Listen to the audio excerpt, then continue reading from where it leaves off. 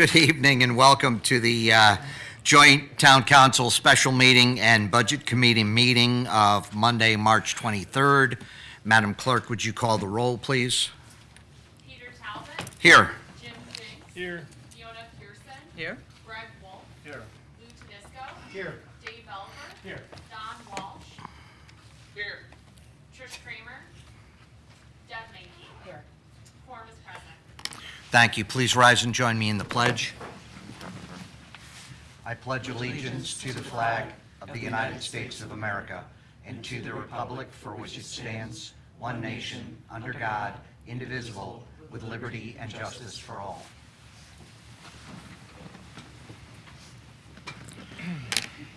I have three appointments that I'll be making tonight. All of these are to the Youth and Human Services Committee, and these are the high school reps. The first is Nora DeChico. It is a renomination, term of office 3/23/26 to 1/31/28. The second is Catherine Suarez. She is a new appointment following the term of Joy Tanis, term of office 3/23/26 to 1/31/28. And the last is Amani Jahari. That is a new appointment following the term of Patrick Latour, 3/23, term of office 3/23/26 to 1/31/28. I will accept a second on those nominations. Thank you, Ms. Menke. And all those in favor? Motion passes unanimously by those present. Which brings us to the reason for tonight's special meeting, which is to start our deliberations or start hearing from departments so that we can later do our deliberations.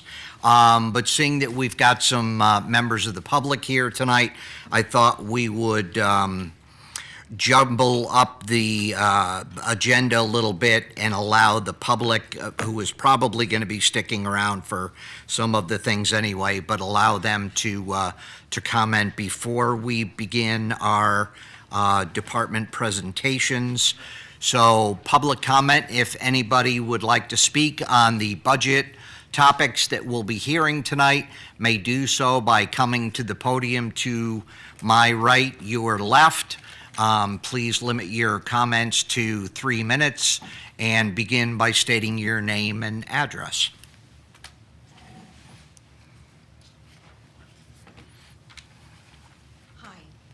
Hi.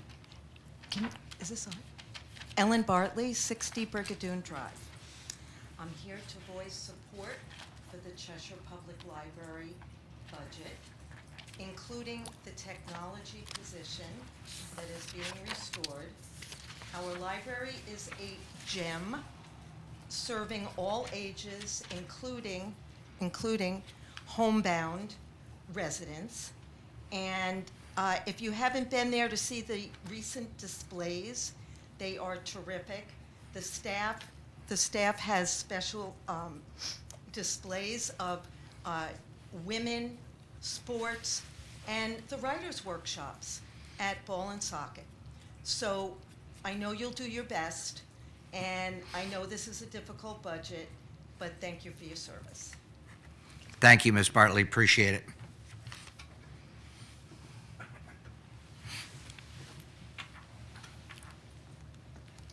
Good evening. Chris Marini, 182 Patton Drive.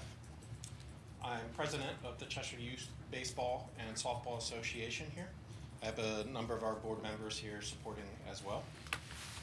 Cheshire Youth Baseball has been incorporated in town since 1953. We are the Little League nonprofit in the town, and this year we represent 583 players internally in town in Little League alone, up to 689 when you count our other leagues, as well as the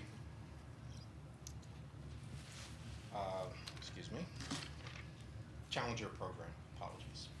Challenger is for gifted and disabled families, and that represents a large part not only of Cheshire of surrounding communities as well.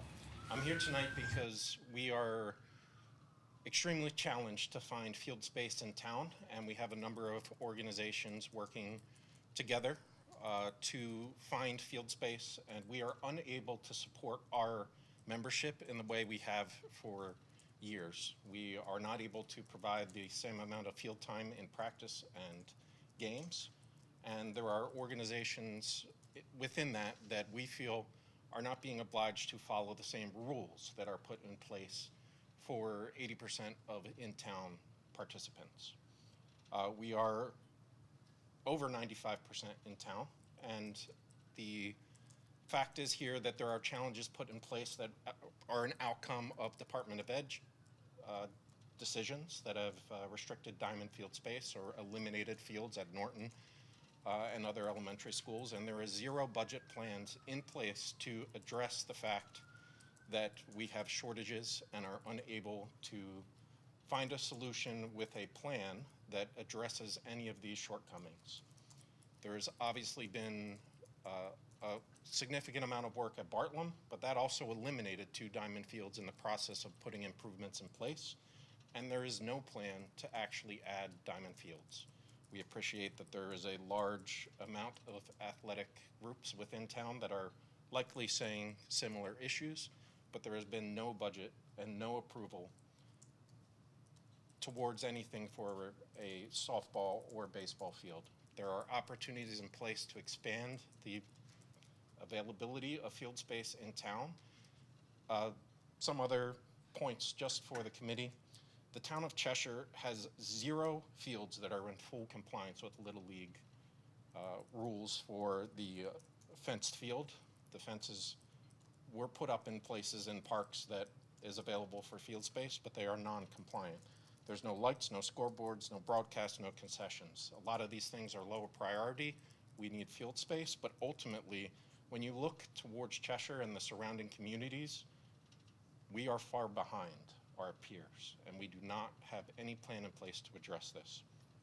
Cheshire residents are paying increased fees to access fields with no plan, no objectionable effort put in that we can see where we are going to improve the access for our community.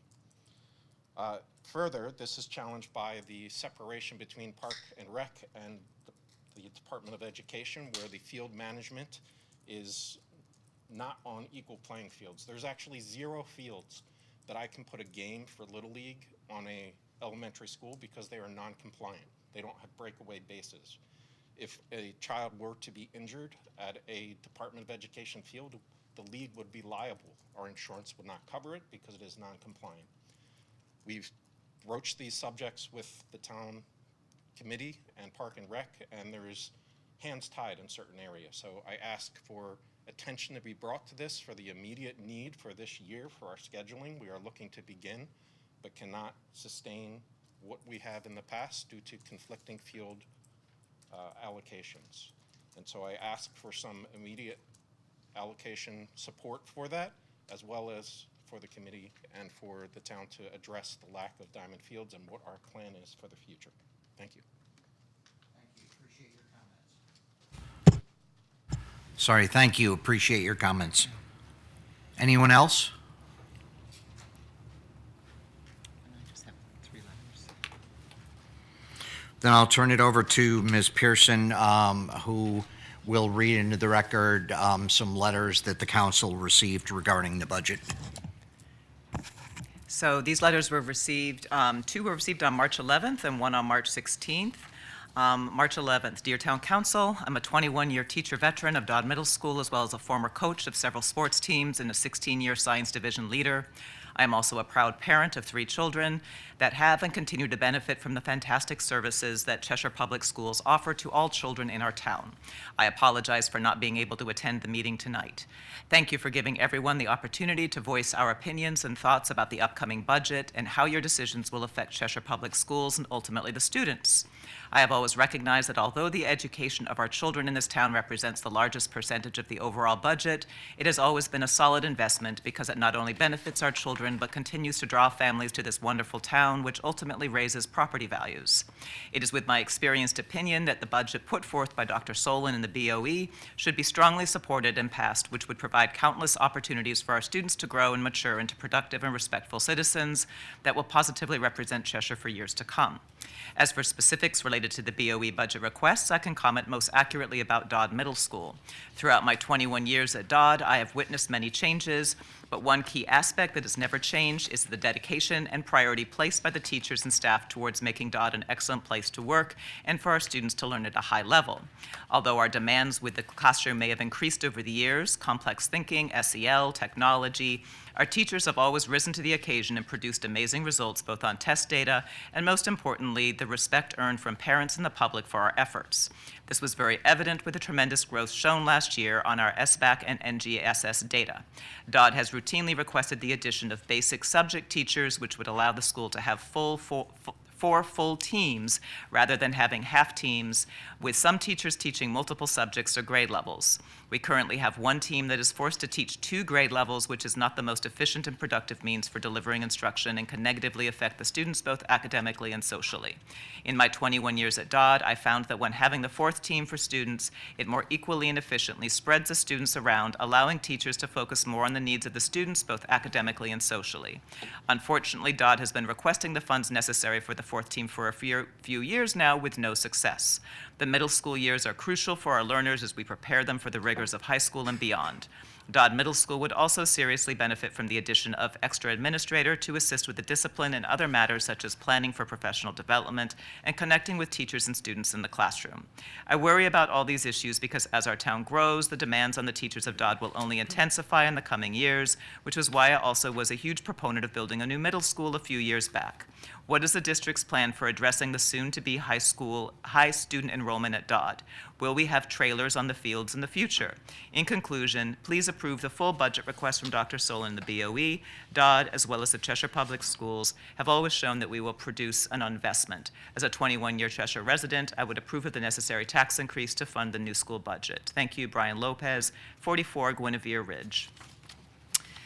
The second letter was received the same evening, later in the night. Sal Rubano.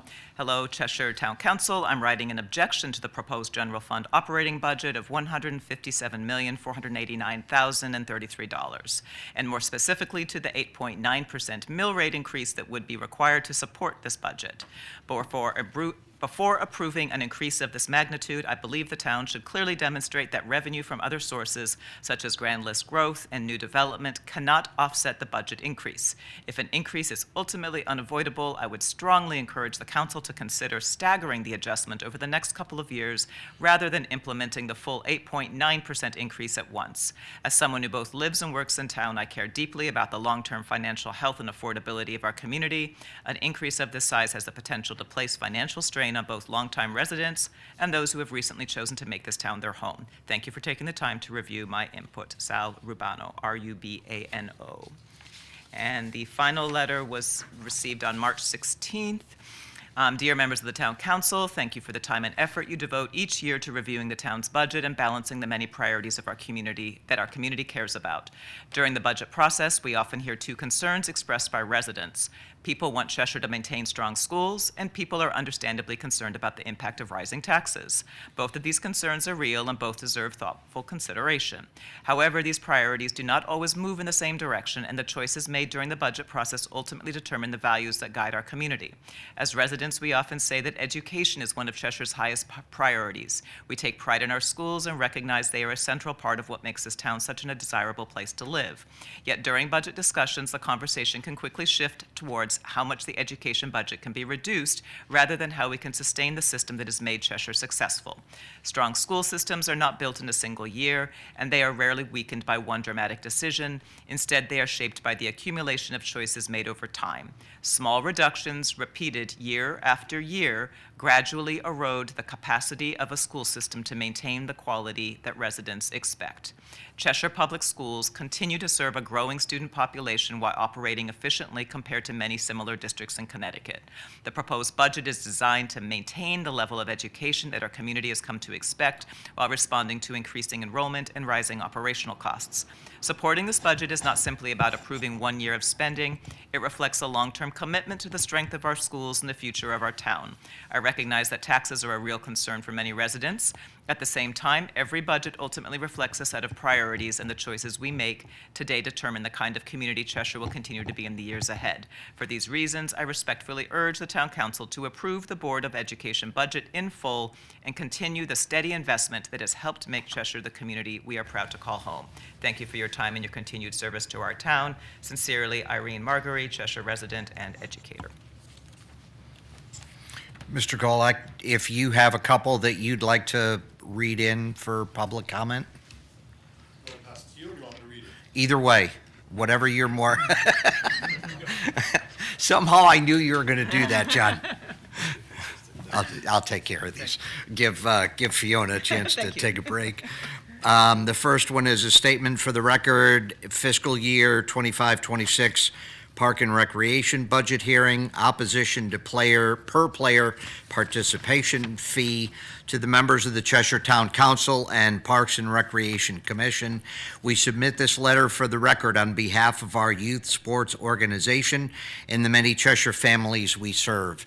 We addressed the Town Council directly today because 6 months of written correspondence to the Parks and Recreation Department regarding the newly imposed $10 and $25 per player participation fee has yielded no substantive answers, only a form acknowledgement that restates the fee's existence without justifying its application to our organization or addressing the specific and material concerns our families deserve to have answered. We want to be constructive partners with the town of Cheshire. We believe in youth athletics, in community investment, and in working cooperatively with municipal government. It is precisely that commitment that compels us to stand here today and ask publicly what we have asked privately, repeatedly, and without adequate response. What specifically does this fee provide our organization and our families, and why are tax-paying residents being charged again for facilities their taxes already fund? The fee was implemented without meaningful input from affected organizations. We are aware that the per-player fee was one element of a broader budget package considered during 10 publicly noticed town council meetings. We do not dispute that those meetings occurred or were televised. However, public notice is not the same as meaningful engagement. The youth sports organizations, travel leagues, and recreational programs directly impacted by this fee were not invited to participate in those deliberations. We were not consulted. We were not warned. We were simply informed after the fact that we were required to collect $10 per player from families, many of whom are already paying Cheshire property taxes, specifically to support these facilities. Standard municipal fiscal governance requires not only that fees be approved in open meetings, but that those bearing the financial burden have a genuine opportunity to be heard before implementation. That process did not occur here, and the resulting fee structure has left participating organizations unable to explain to families what they are paying as a fee and why. The Parks and Recreation Department, now I see why you wanted me to do it, John. The Parks and Recreation Department's written response acknowledged rising operational costs, including a 67% increase in the grounds maintenance budget since 2019, and cited capital investments such as the Bartlam Park turf field and the forthcoming adaptive turf facility at Cheshire Park. We do not question the value of those investments. What we question is the premise that our organization is an appropriate vehicle for funding them. Our organization independently manages its own scheduling, registration, communications, and administrative operations. We receive no dedicated administrative support from the Parks and Rec Department. We do not use the Bartlam Park turf field. We do not use the swimming pool. We do not use the pavilions consistently, or if need be, do so through rental agreements. The fee adjustments cited in the town's response, pool passes, pavilion rentals, swim meet rentals, are entirely unrelated to our program. Yet we are being assessed the same per-player fee as organizations that may directly benefit from those amenities. Most critically, several of our teams regularly use fields at Cheshire High School and other locations that receive no maintenance whatsoever from the Parks and Recreation Department. Those fields are prepared, lined, and maintained by our organization's own volunteers at our own expense the overwhelming majority of the time. We purchase lime drag fields and prepare playing surfaces that are then used by other town organizations and programs throughout the season, as well, particularly in summer months. We are, in effect, subsidizing the town's maintenance obligations to then be asked to pay a participation fee on top of the contribution with no explanation of what service it covers is not equitable, it is unreasonable. Field conditions and limited availability reflect a service gap, not a service rendered. We want to address directly the condition and availability of town athletic fields. The reality our coaches, parents, and players experience is one of limited access windows, fields that are frequently unavailable or in substandard condition during critical parts of our season, and scheduling constraints that force our organization to be resourceful simply to give our athletes a place to practice and compete safely. The participation fee is framed in part as helping to maintain safe, high-quality facilities. Our members' direct experience does not reflect that characterization. When a fee is imposed with the stated purpose of improving or sustaining facilities, those paying the fee should be able to point to a tangible benefit, better condition, greater availability, more responsive maintenance. We cannot. The fields we most rely upon are the fields we maintain ourselves or with the assistance of the school maintenance ground staff from CHS. The facilities most visible in the town's response are those our program does not use. We are not asking for special treatment. We are asking for basic fairness. Either the fee should be tied to demonstrable services received, or organizations like ours which shoulder maintenance responsibilities that properly belong to the municipality should be recognized for that contribution rather than assessed an additional charge. The burden on Cheshire families is cumulative and has not been adequately considered. Many Cheshire families have children participating in multiple sports organizations. Simultaneously, our program, Cheshire Youth Soccer, Cheshire Youth Baseball and Softball, and others.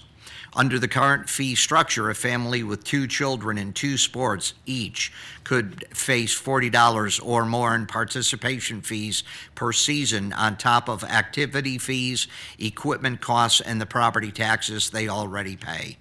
These are not abstract numbers. These are real financial pressures on real families. We raised this concern in our August 24 correspondence. It was not addressed in the town's response. We raise it again today. Has the cumulative fee burden on multiple sport families been evaluated? Has any analysis been conducted of the impact on participation rates, particularly among lower income households? If youth athletic participation is a community value and the town's investment in capital projects suggests it is, then fee structures that quietly discourage that participation undermine the very goals those investments are meant to serve. Departmental budget shortfalls should be resolved through municipal appropriations, not ad hoc assessments on families. We We recognize that the town has faced genuine fiscal pressures, reduced state aid, rising costs, and new debt service obligations. We do not minimize those challenges, but it is the town council's responsibility through the established budget process to resolve departmental funding gaps through municipal appropriations, not to transfer that burden onto community organizations and youth athletes through per-player assessments. The participation fee functions in practice as an additional tax on residents who use public recreational facilities. Facilities those same residents already fund through their property taxes. That is an appropriate concern for public budget hearing, and we raise it as such. We respectfully urge the town council in its deliberations over the upcoming fiscal year budget to reconsider this fee structure and, at minimum, to exempt organizations that independently maintain the very fields they use and receive no dedicated departmental services in return. Conclusion, we appear before you today not in opposition to the town or to responsible fiscal management, but in support of the families and young athletes who make up our community. We ask for transparency, for fairness, and for a fee structure that reflects the actual relationship between our organization and the services the town provides. We respectfully request that the town council direct the Parks and Recreation Department to, 1, provide a written accounting of the specific services covered by the per-player fee for organizations that self-maintain their fields. 2, consider a credit or waiver mechanism for organizations independently shoulder municipal maintenance obligations. And 3, engage youth sports organizations in the budget process before implementing any new or revised fee schedules, as we recognize this currently is taking shape now.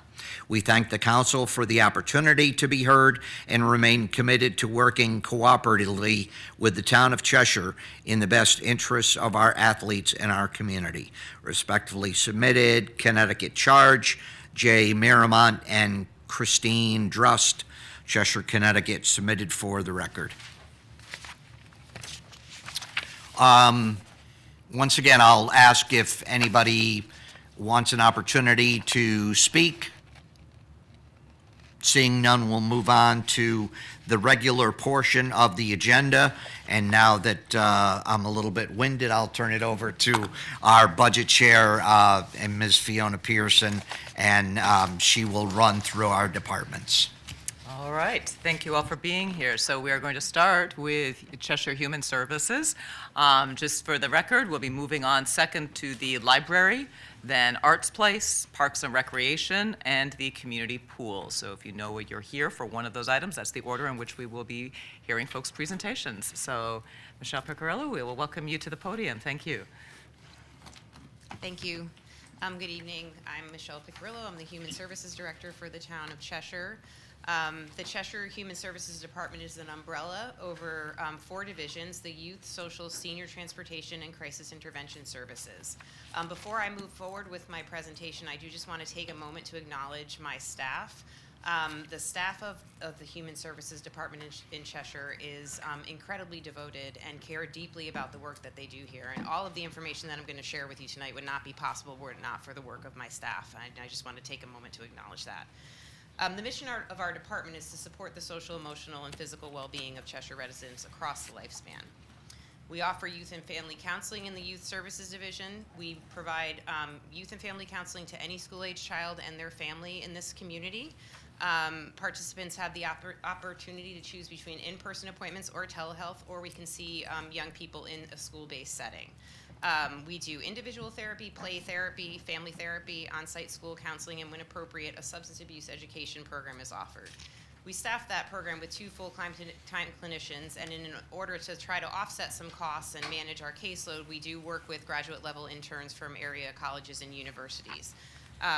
We believe we're going to provide over $2,000 in direct client contact hours this year, and we've maintained a wait list of 10 to 20 young people all year, and the referrals continue to come in. We work with a variety of adolescent issues and family issues, including self-esteem, depression, substance use, parent-child relational problems, and school concerns. We offer positive youth development program through the Yellow House. We work very hard to have a positive impact on youth development through the programs that we offer. Our staff at the Yellow House and Lauren Blackwell-Reinick, our youth program supervisor, develop, create, and implement these programs. We work to enrich, engage, and empower our young people to be involved in their community. This is just sort of an overview of all the different programs that we offer. And again, working on engaging young people in their community is a focus. We offer mentoring and volunteer opportunities for our older youth, and then a variety of development and enrichment programs for younger kids. Our goals: to have a positive impact on youth development, to empower youth through skill building activities.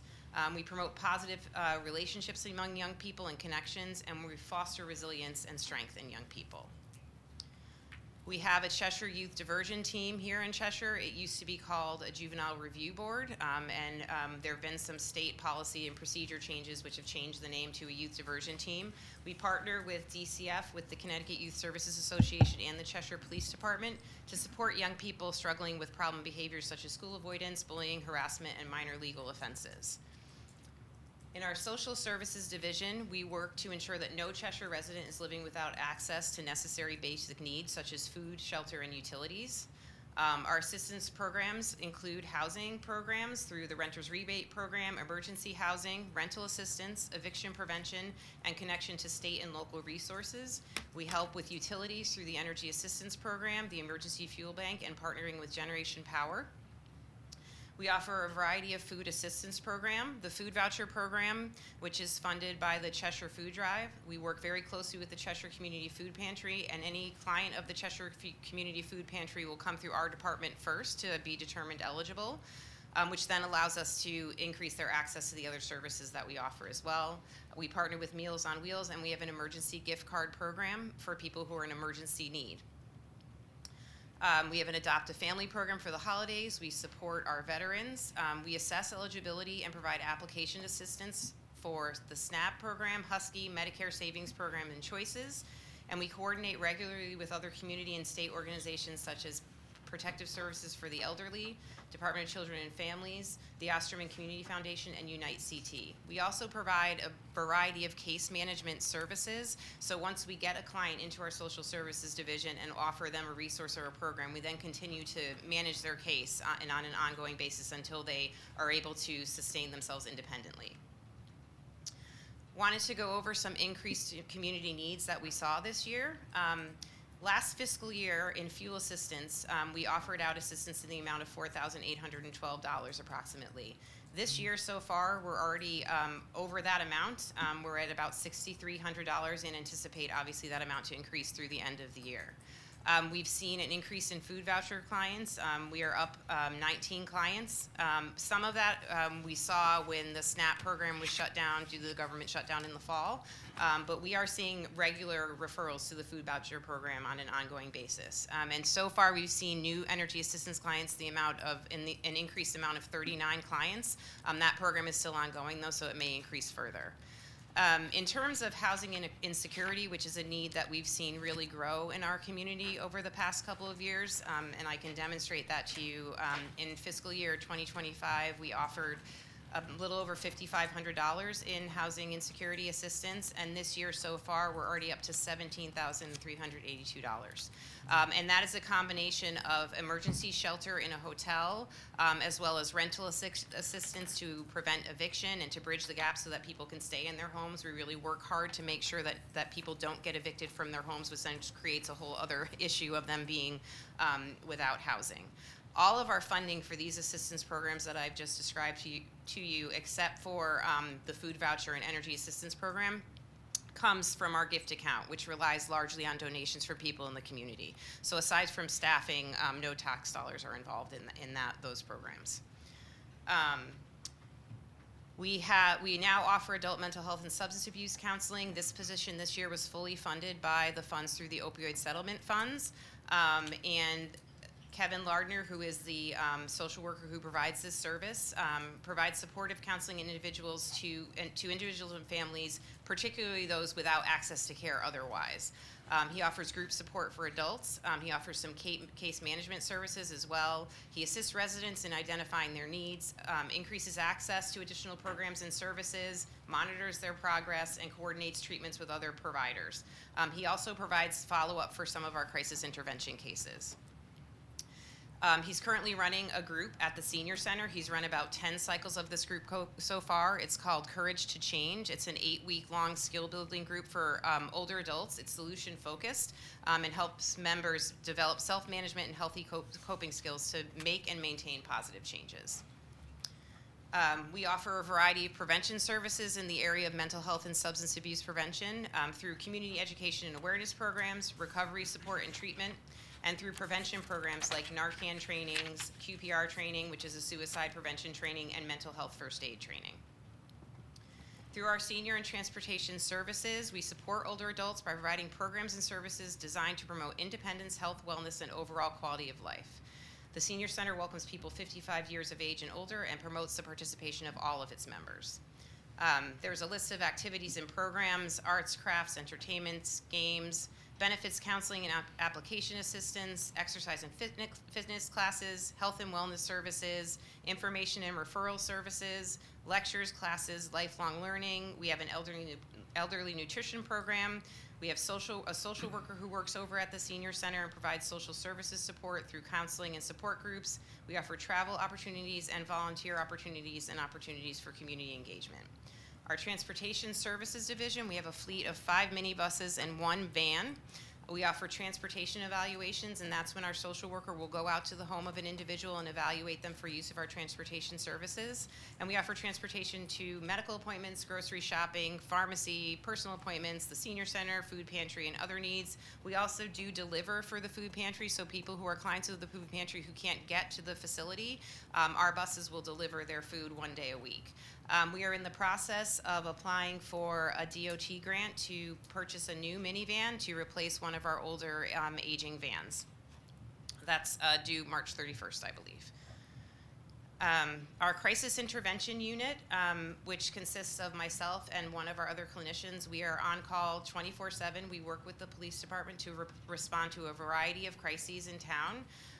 The crisis team provides immediate assistance to Town of Cheshire residents in distress by identifying options and resources that meet the unique needs expressed by the individual. Our crisis clinicians need to be able to serve the needs of all individuals immediately at the time they need support. So our job really is, when we are involved in a police case, is to provide support to the individuals involved so that the police can do their job and we can stabilize the situation through counseling or whatever assistance they might need. The 2 crisis clinicians are on call 24/7. Like I said, we respond with the local police department. Calls might include death notifications, mental health crises and suicide, child abuse, neglect, domestic violence, elder abuse or neglect, homeless individuals, hoarding and unsafe dwelling cases, and addiction and overdose. So far this year, we received 850 crisis referrals. Some highlights of the department: the Senior Center maintained a leadership role and membership in the AARP network of age-friendly communities, and our Senior Center was recognized for our transportation services, and they're actually going to be featured in a video that AARP is producing nationally. The Senior Center was recognized as a premier partner with the American Red Cross due to the success of our blood drives and community involvement. We were identified at the Senior Center as a designated focal point for the Western Connecticut Area Agency on Aging for our dedication to providing older adults with comprehensive services and programming. The Human Services Department collaborated with the Cheshire YMCA to host 2 wellness and action events promoting health and wellness resources for Cheshire residents.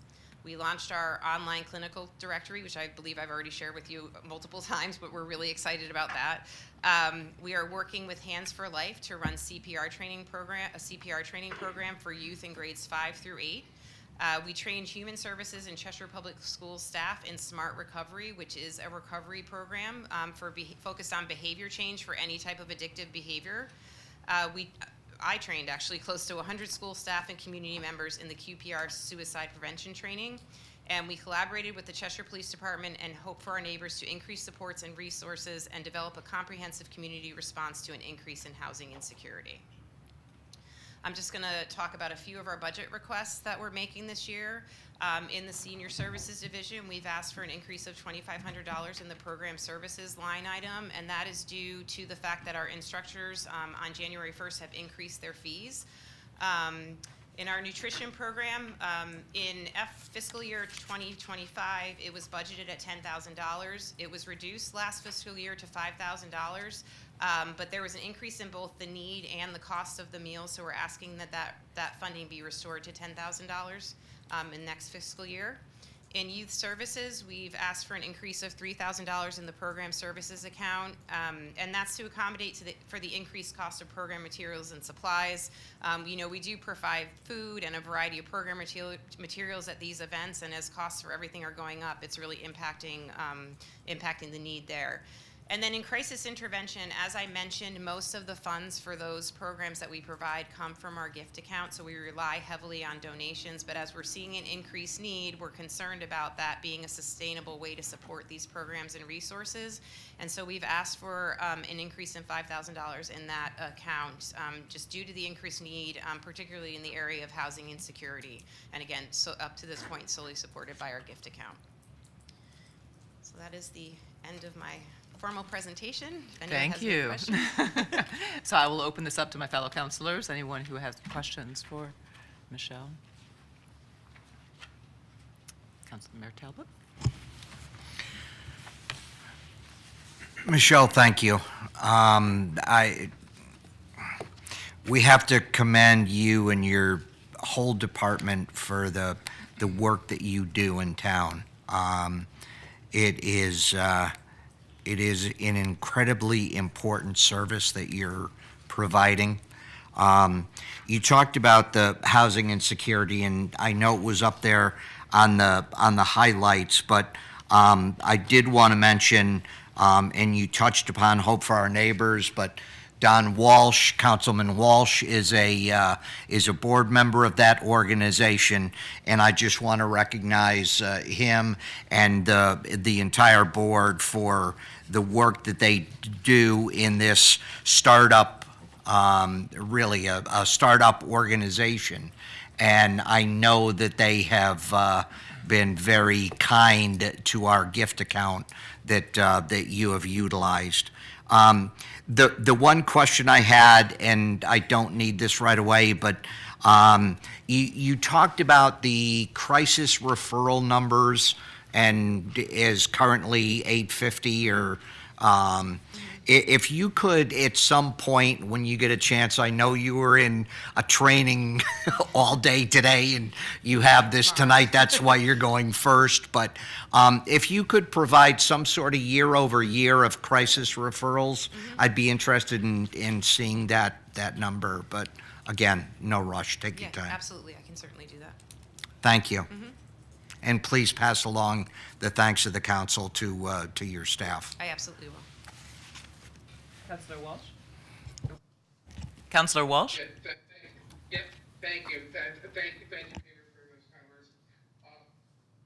The organization is an important organization for this town because I think what Michelle and her team are doing it's an incredible job considering what they have to work with. I must say I'm happy that our town manager must have lost his red pen when he was looking over her budget. Because I think every penny she asked for, she should receive. This is a very important part of our community. They help everyone from the very young to the very old, from the people who are struggling to get by. And that's why us as a council have to be very cautious about any increases in people's taxes here because when we say, we take money away from the schools, it impacts the children. We take money away from, the park and rec because it might impact some of the sports teams. But we also have to remember that when we add money to the taxes, it impacts a lot of people who are already struggling here. So it's not an easy task on any part. But I just wanted to ask Michelle one thing. Do you have, in your opinion, enough support and help to do your job in today's environment? Um, I mean, we're managing. I think I will say I do feel like over the past couple of years, the responsibilities of the department have increased dramatically, and I think I definitely feel like myself and my staff are more overwhelmed. I think a lot of what we do is putting out fires. So, some people can go to work and sort of plan out what their day is going to look like, and it's very rare that we're able to do that. I might go to work expecting to be able to accomplish, 20 different things, and then I get called out on a crisis call that ends up taking me 4 hours, and so I think part of it is the fact that we're responding to unexpected situations frequently. And so, if I were to say what we could use the most help with, I would say it would be the ongoing case management for people. I think that's something that, especially in the area of like the housing insecurity and those social services needs, our goal is really to help people to become self-sustaining. So it's not that we want people to rely on us forever. We want to get them into a position where we're bridging a gap, and then they're able to sort of move forward on their own. And that's where that case management is so critical. And I do think it's an area that we just don't have enough time to devote to.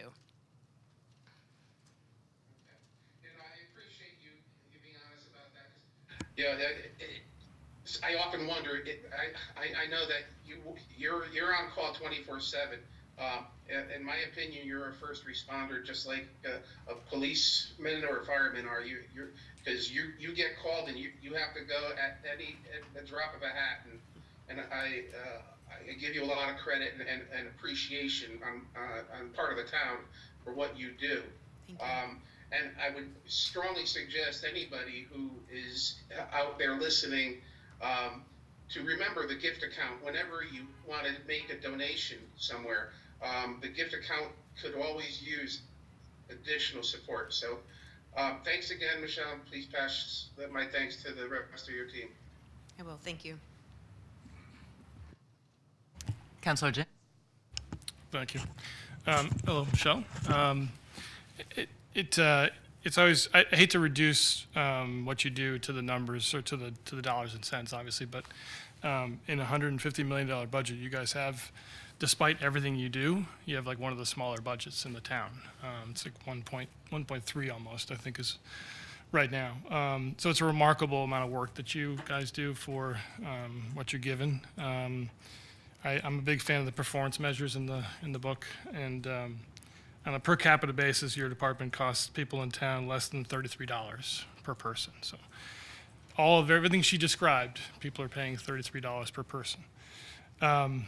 So it's, like I said, it's a remarkable amount of work that you guys do, and such important work too, of course. I have always been concerned that we're not able to support your department as much as we should. I think every year it seems like you guys are getting more and more overwhelmed. So I hope that we can do more. It's going to be a tough year to do that, but I hope we can. Thank you.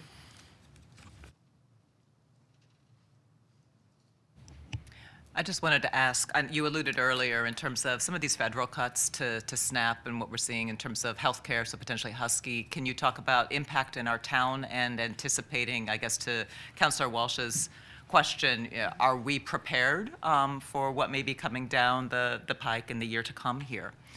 We actually are in the process of setting up a meeting with the food drive and the Cheshire Community Food Pantry to talk about how we can kind of mobilize and make sure that we're positioned to meet the increased need moving forward. So we're trying to actually pick a date to meet. We just haven't been able to do that yet. I will say, just to kind of give you an idea. So if we're processing over 300 energy assistance applications this year, maybe 350, most of those families are on a state insurance plan, and so those people will certainly be impacted by cuts to health insurance. And so, our hope is that we'll be positioned through our gift account to assist with things like that. Like we have been able to help with medical expenses in the past for people who don't have insurance in an emergency crisis basis, provided that they're eligible. But I don't know that it would be sustainable for us to do that long term. So that's definitely an area of concern. No, thank you.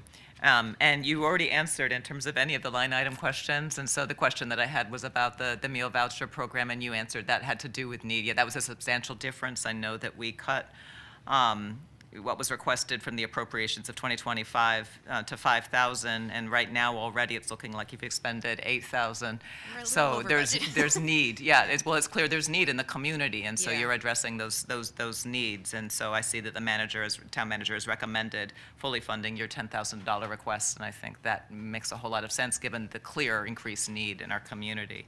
And then I only had another question. There was the increase. It was. This was line 5409. And so there was, again, it was appropriated at $2,900. This was for a cable bill for Yellow House, monthly fee for therapy notes, software supervision, and was that one of the line items that you had I mentioned actually also? didn't highlight that one, Yeah. but so that is for our cable bill at the Yellow House. Yeah. But in addition to that, we pay for a clinical electronic health record system for our clinical division, and the cost of that has gone up. Yeah. And then I'm also in the process of becoming an American Association of Marriage and Family Therapy approved supervisor, and so some of that funding is going towards the supervision for that process. That positions me. So some of the local colleges and universities have changed their policy around where their interns can be placed, and they're requiring that supervisor certification exists before they'll place an intern with the program. So it was necessary for us to pursue that at this time, so we don't lose our ability to have that sort of, no cost counseling service. So that's an investment that, will go a long way in the future. So Excellent. No, that makes Yeah. a whole lot of sense. So Yeah. thank you for explaining that for all of us. Are there any other questions? Councilor Valiber? Thank you. And echoing the sentiment of everyone else here, you're doing a great job, and we really appreciate all that you do for the town with the, with the limited resources you have and the ever increasing needs that you're seeing. Just want to clarify. So as I'm looking at for this year, there's no, although there's some minor increases in salary, there are no new requested positions under the department, correct? No. Okay, that's what. And then the total non-salaries on increase is about $20,000. That represents the number, pretty much the things that you're Yes. asking for on that side. So the program services, nutrition, youth services, and crisis intervention. yeah, there are a couple others that I didn't highlight, but they're. But they'll lump Smaller, into yeah. that. Okay, excellent.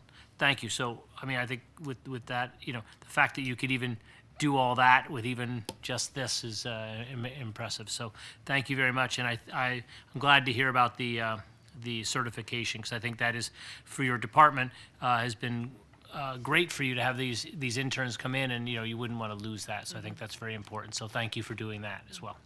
Thank you. Thank you.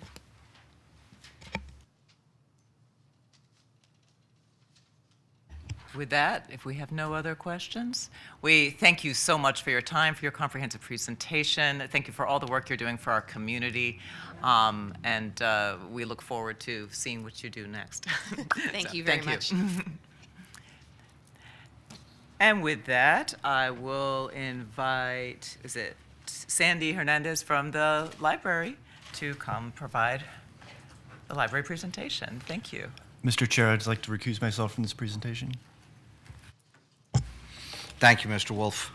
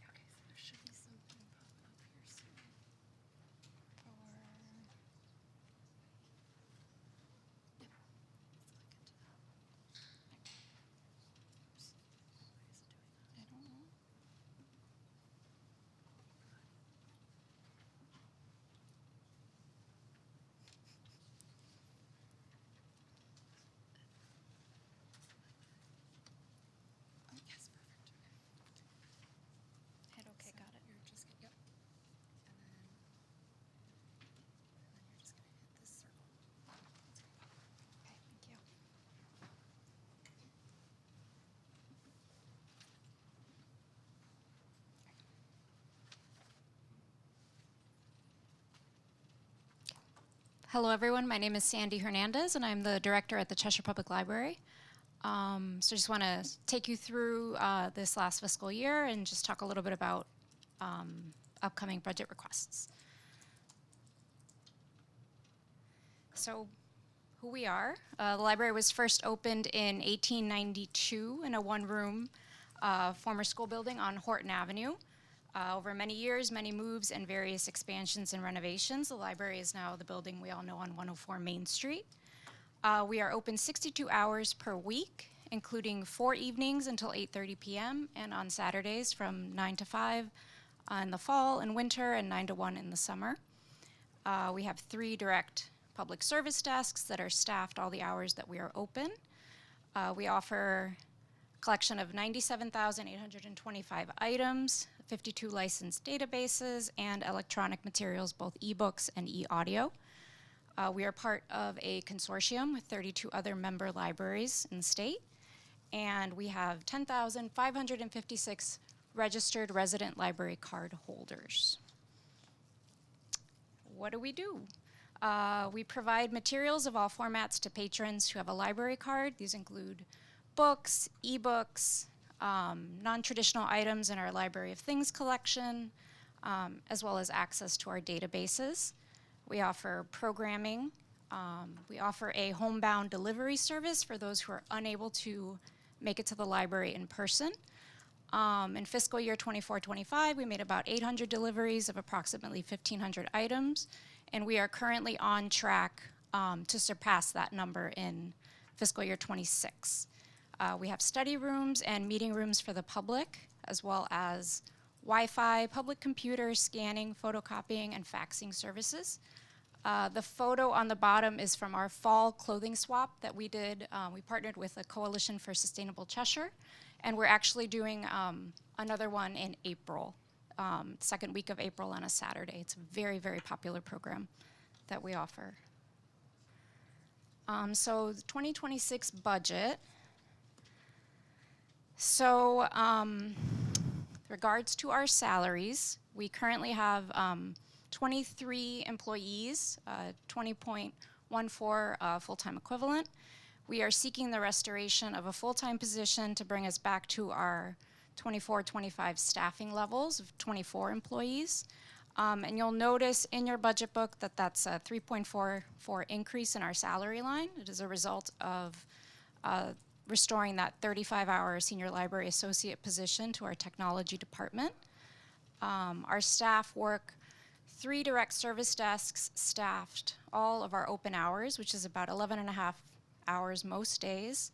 In addition to that, they order materials, catalog items that are on our shelves, plan and run programs, provide outreach to schools, and offer technology assistance.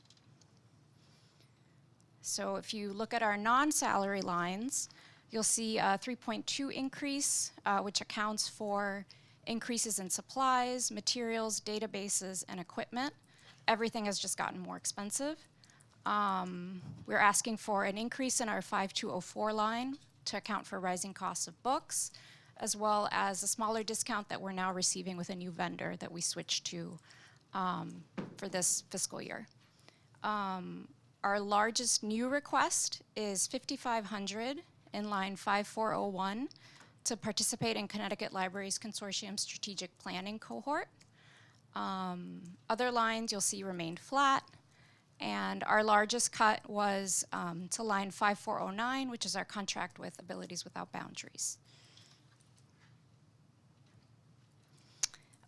So the following statistics are from the fiscal year 25 State Library report that was submitted in October. So it just gives a snapshot of how we did in fiscal year 25. So our visits to the library were up by 9% versus, so we had 173,339 visits as opposed to 158,460 in fiscal year 24. So this puts us at 5.7 visits per capita versus the state average for similar sized towns, which is 3.9.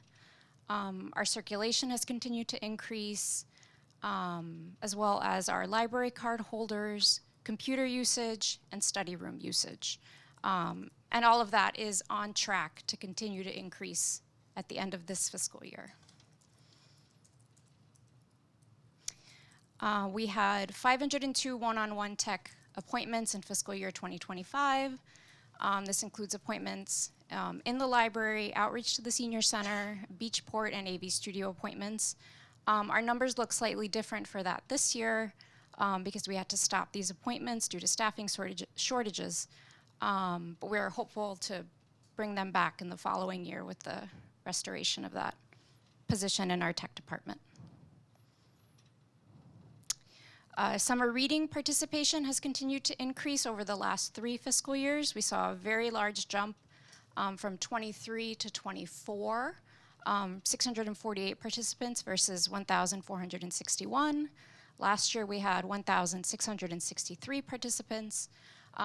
We attribute this to just more focused outreach to the schools, as well as really trying to prioritize reaching out to the adult community as well and having them participate in the program. It's one of our more successful programs that we do every year. Library programs overall have increased. We offered 608 programs last year. We are close, almost close to that number sort of now at this point in our current fiscal year. Participation is up. The majority of the programming that we offer varies from early literacy classes, STEM and STEAM programs, concerts, informational lectures, book clubs, and other specialized speakers and presenters. Our programming is fully funded by the Friends of the Cheshire Public Library, so that support totals approximately $40,000.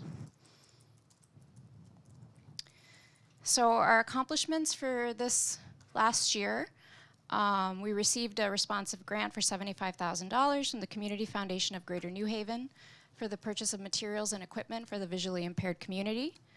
We're on track to make 800 deliveries for our homebound residents, increased participation in our summer reading program. We've continued to add to our Library of Things collection. And we've partnered with Ball and Socket in the fall to host a concert at the New Bartlam Bandshell with over 500 people in attendance. Our objectives for 26-27 include updating the library's expiring strategic plan, creating a robust collection of materials for the visually impaired using the funds from that grant from the Community Foundation, rebranding based on our mission statement and goals from our updated strategic plan, redesigning our library website, and continuing to collaborate with different town departments and community groups and local organizations. And then with full staffing, resume our one-on-one tech assistance, tech outreach, and AV studio appointments. So return on investment. This just provides a brief snapshot of money that's saved, as well as the value of the library, just in terms of the services that we offer. And we've got feedback from our patrons. A lot of people really loved our 2025 Summer Reading Adventure, so they had really nice things to say about the program and the staff, as well as some positive feedback from our one-on-one tech help and how people felt about that resource. And I have a handout here. I'm flying solo tonight, so I'm gonna kind of do both.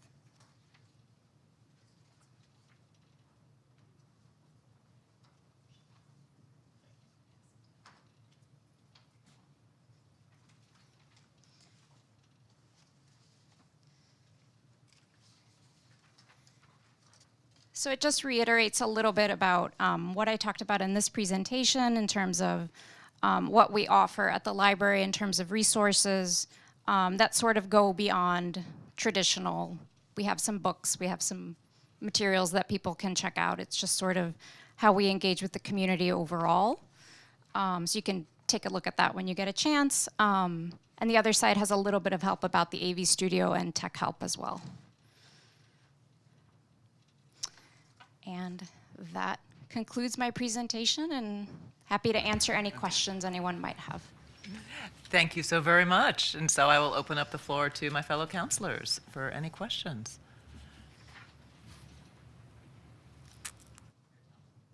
I'll kick it off. I'll be the kickoff guy.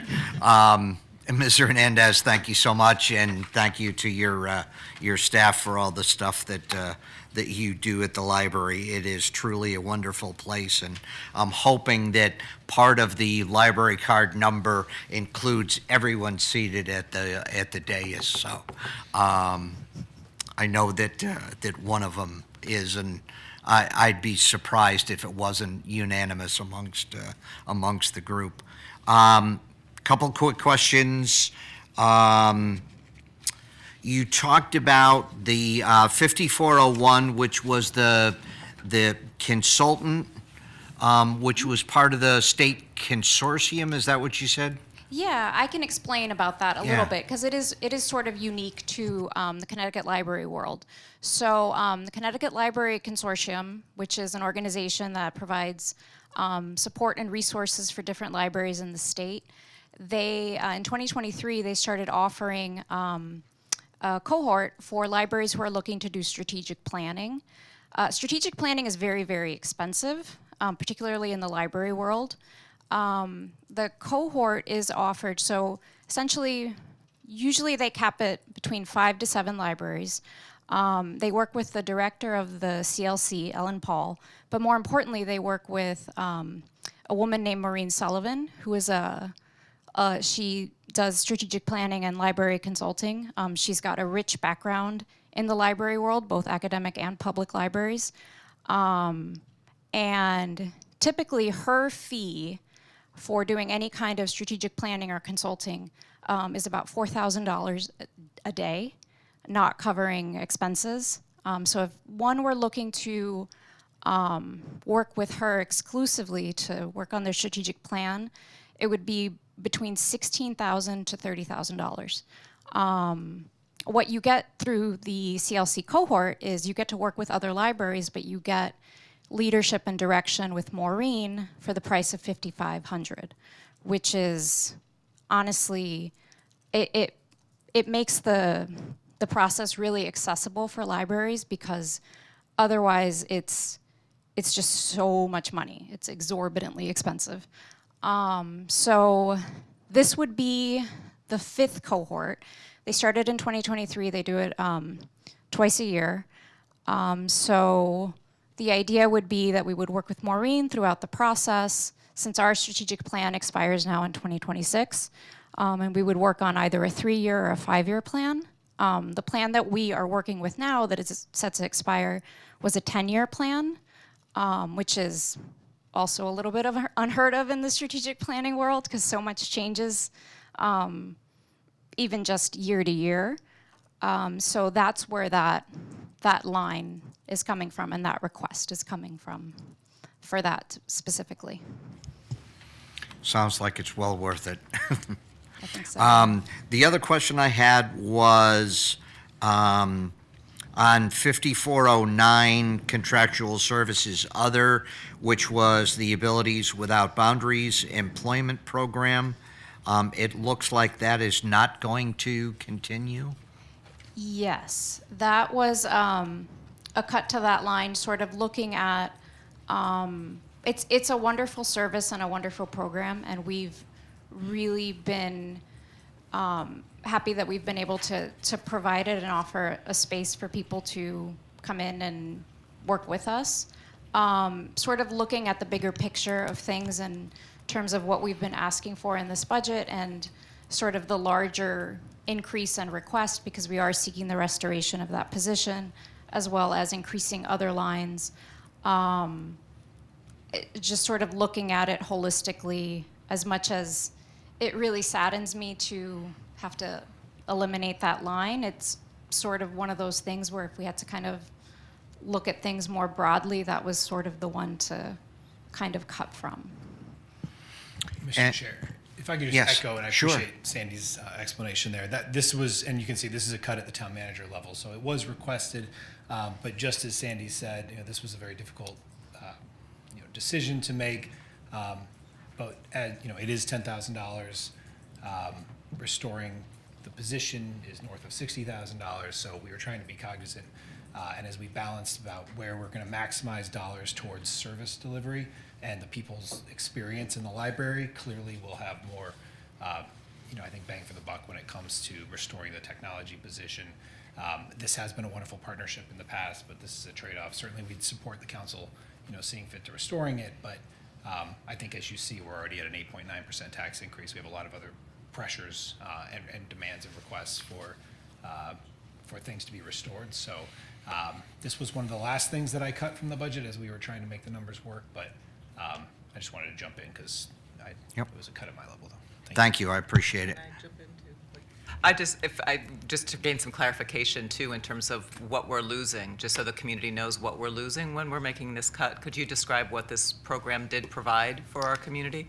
Yeah, so we had a couple of people come in with an aide and help out with, just working with our head of circulation and somebody else in that department, just help out with sort of basic tasks in the library, putting away books in the children's room. We have a section of bin books, helping out with that. Doing any shredding that needed to be done, cutting up scrap paper, things like that. Just sort of assisting with pretty general, simple tasks in the circulation department and then the children's department more specifically, and then sort of anything broader within that. Right, so these are localized positions that will no longer be available for adults with needs in our community, essentially. Correct. That will be losing as a result of this. Yes. And so I'm hopeful, decisions are yet to be made with this budget, but the community understands what sacrifices are being made already, what cuts are already being made, even prior to our deliberations at this point, to bring our budget to where we are. So these are the kinds of things we're losing in our community. So thank you. Yeah, it was a difficult decision to make. It's also the- probably, I'm sorry, Mr. Chairman. Just also That's okay. probably worth noting that a few years back, post-COVID, the first budget post-COVID, we also had eliminated page positions. We used to have pages in the library. Yeah. And they helped with reshelving of books. So that work shifted, and this was seen as an ability a few years ago to at least get some of those services back.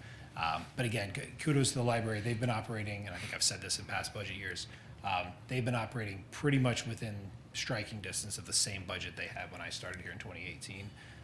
Through COVID, we had a lot of shifts. We've had a lot of staff changes and some reductions over the years. So they really are the example of a department doing the same, if not more, certainly more in a lot of cases, with the same amount or less than they had before. So, but again, seeing as we again took away a position last year with a very difficult budget, that's our top priority for the library right now, is restoring the SLA position.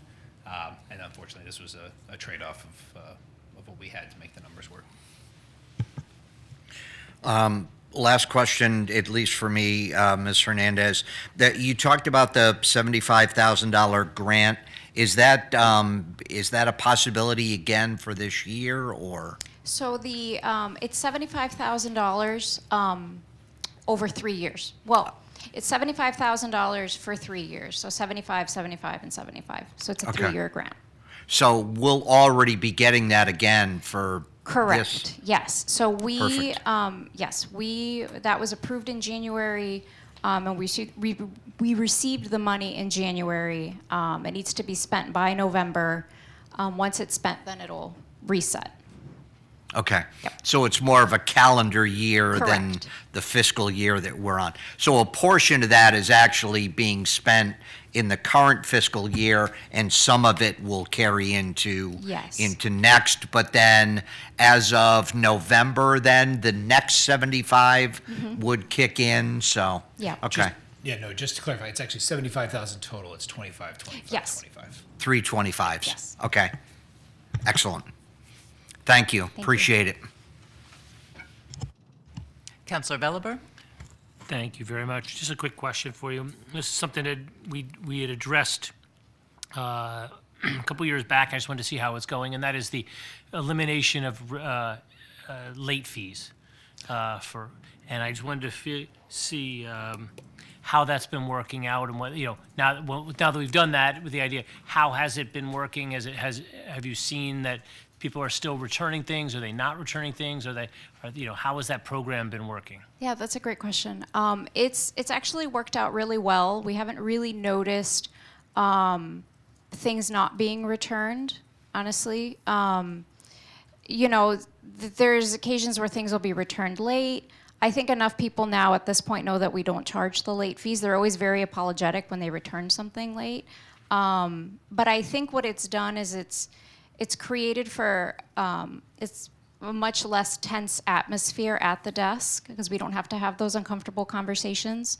And then I think it's also made it a little bit easier if somebody does lose an item or damages an item to have the conversation with them that it needs to be replaced, they need to pay for it. And I think it's made that process a little bit smoother. There's less pushback.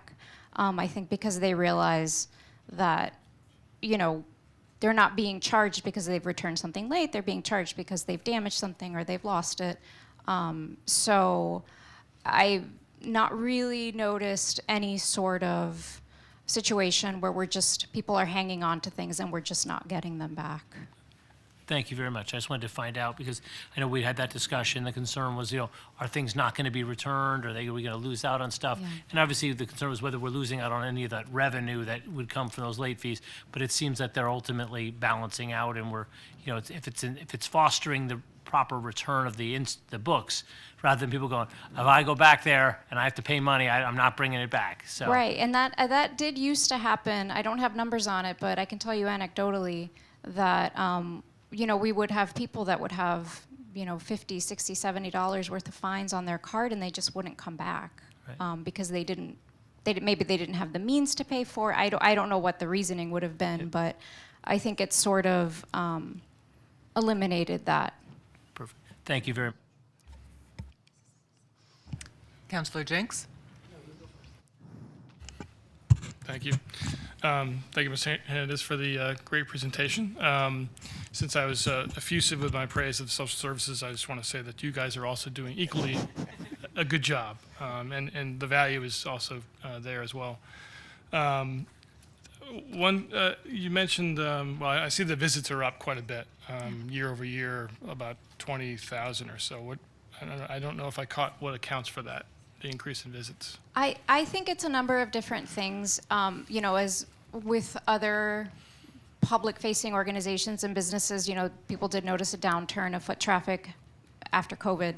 And I think things are sort of steadily increasing. We've increased the amount of programs that we offer. So I think that is probably a big part of it, I would say. I think particularly when we had more of the tech help and things like that, I think that also drove more foot traffic. I think a big part of it, honestly, is our youth services staff has really, really stepped up their outreach, not just for summer reading, but throughout the year. To daycares, to schools, things like that, and I think the word has just sort of gotten out. The types of programs that we're doing, what we're offering. The adult services staff has tried really to sort of work on targeting that demographic that doesn't really use the library, which is that sort of like 20s and 30s before people have kids, but people who are not retired. So they've been offering more book clubs, and they've been offering more programming that I think appeals to a wider range. So I think all of that has just sort of driven our foot traffic up. Okay. And how does the homebound, the deliveries to homebound, exactly, how does that work exactly? Is that a particular Sure, staff yeah. person that does that each day, or how does that work? It's run by one person, Noreen Hakim, who is our head of circulation. She's been doing it for years. It existed before her, and then she sort of took it over when that person retired. So people will either find a way to reach out to her, they'll reach out to us, we refer them to Noreen. And, if it's a situation where they can't leave their home, they're ill, They can't drive anymore. It doesn't necessarily have to be people who are older. We've had young people on that list. We've had people who are caretakers for older people in their families who are immunocompromised, so they don't feel comfortable leaving the house. You know, we add them to the list of delivery service. And so, without getting too in the weeds, there's a special designation for it in our ILS that we use for checking books in and out, so that when an item comes in, it comes on the homebound list and it goes to Noreen. And then she will personally deliver the books either to their homes, if they live at Elam Park, if they live at Southwick, depending. And she usually will do a delivery a couple times a week. She will wait for a lot of books to come in and sort of schedules it that way. It's actually really pretty incredible because she's been doing it for so many years and she knows the patrons so well. So oftentimes it is books that people request specifically and place on hold, or she places on hold for them. But a lot of it is just these personal relationships that she's developed with people so that she'll know, oh, I think they would really like this author. And she helps introduce people to authors in that way. So she's kind of just got like a running Excel sheet in her head of who likes what and what they might be interested in. And she sort of will do her own version of Reader's Advisory that way. And then once they've sort of are done with that particular pile of books, she'll go through, she'll pick them up, and the process starts over again. Seems like a lot to keep in your head. Yeah, she's pretty incredible. How does someone get on the list to get this service? Is it just So matter they would just call the library, Okay. And we would direct them to Noreen, either by email or direct extension.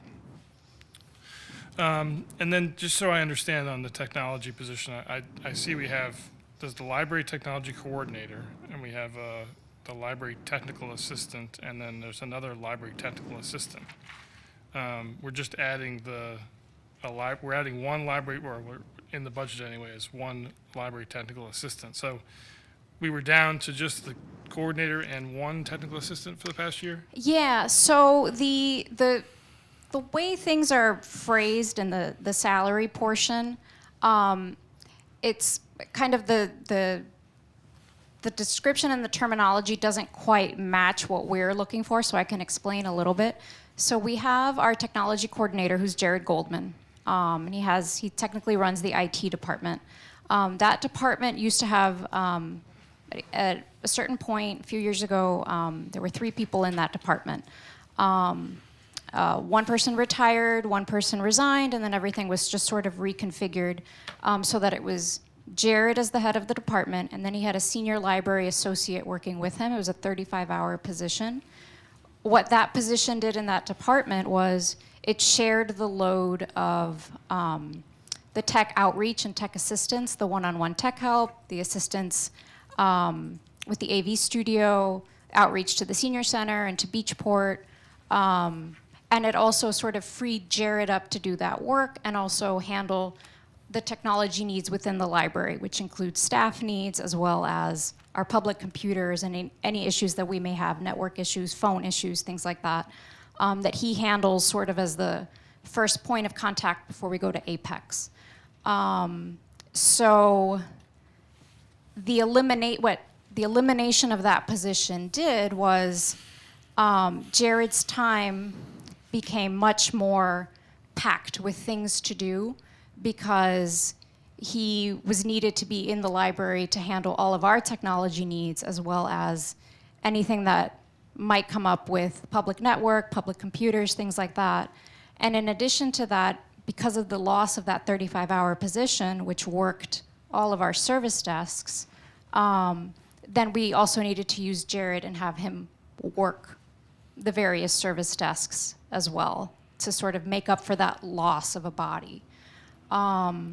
So the position that we're looking to restore is that senior library associate, that 35-hour SLA.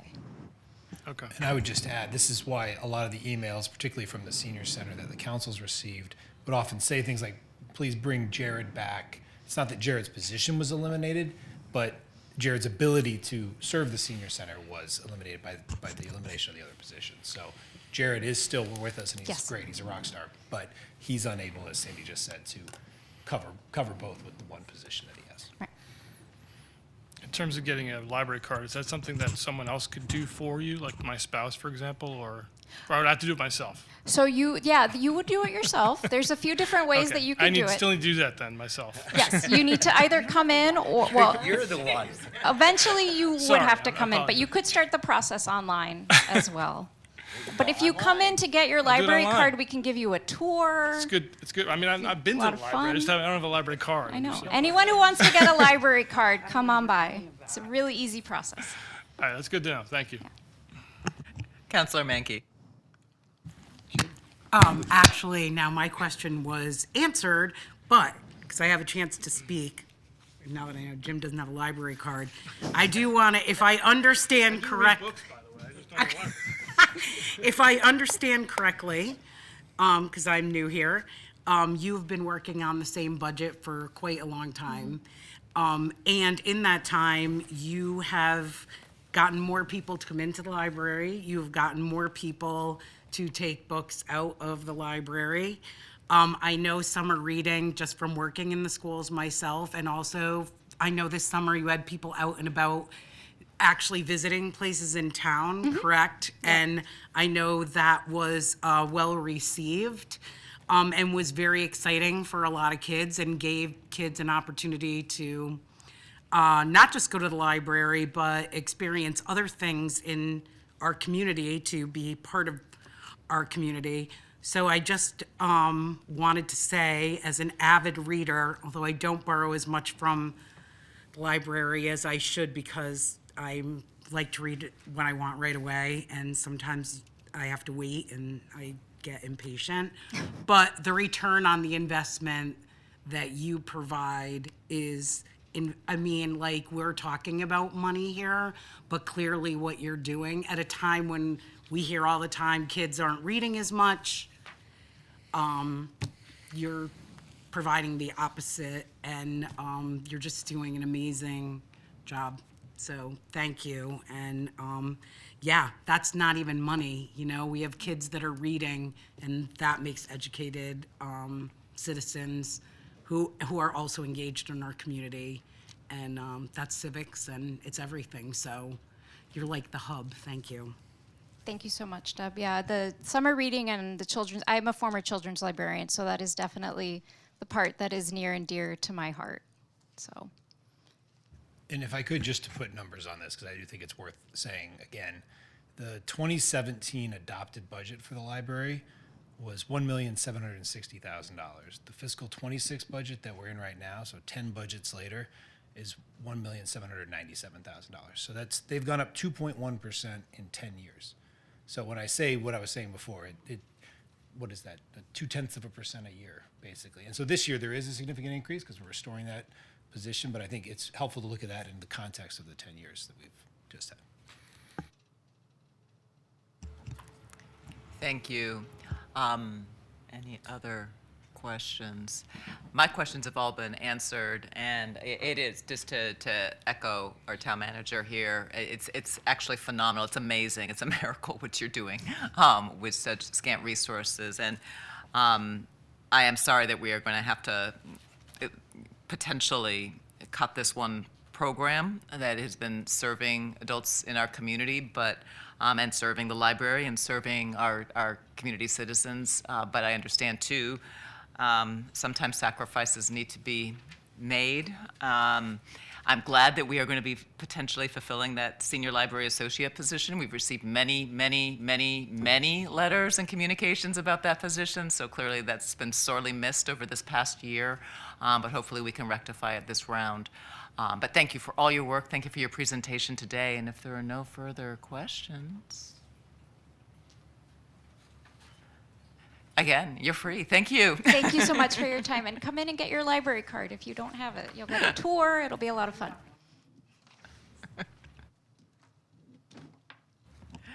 And next we'll invite Joanne Pilarska from Arts Place to provide a presentation.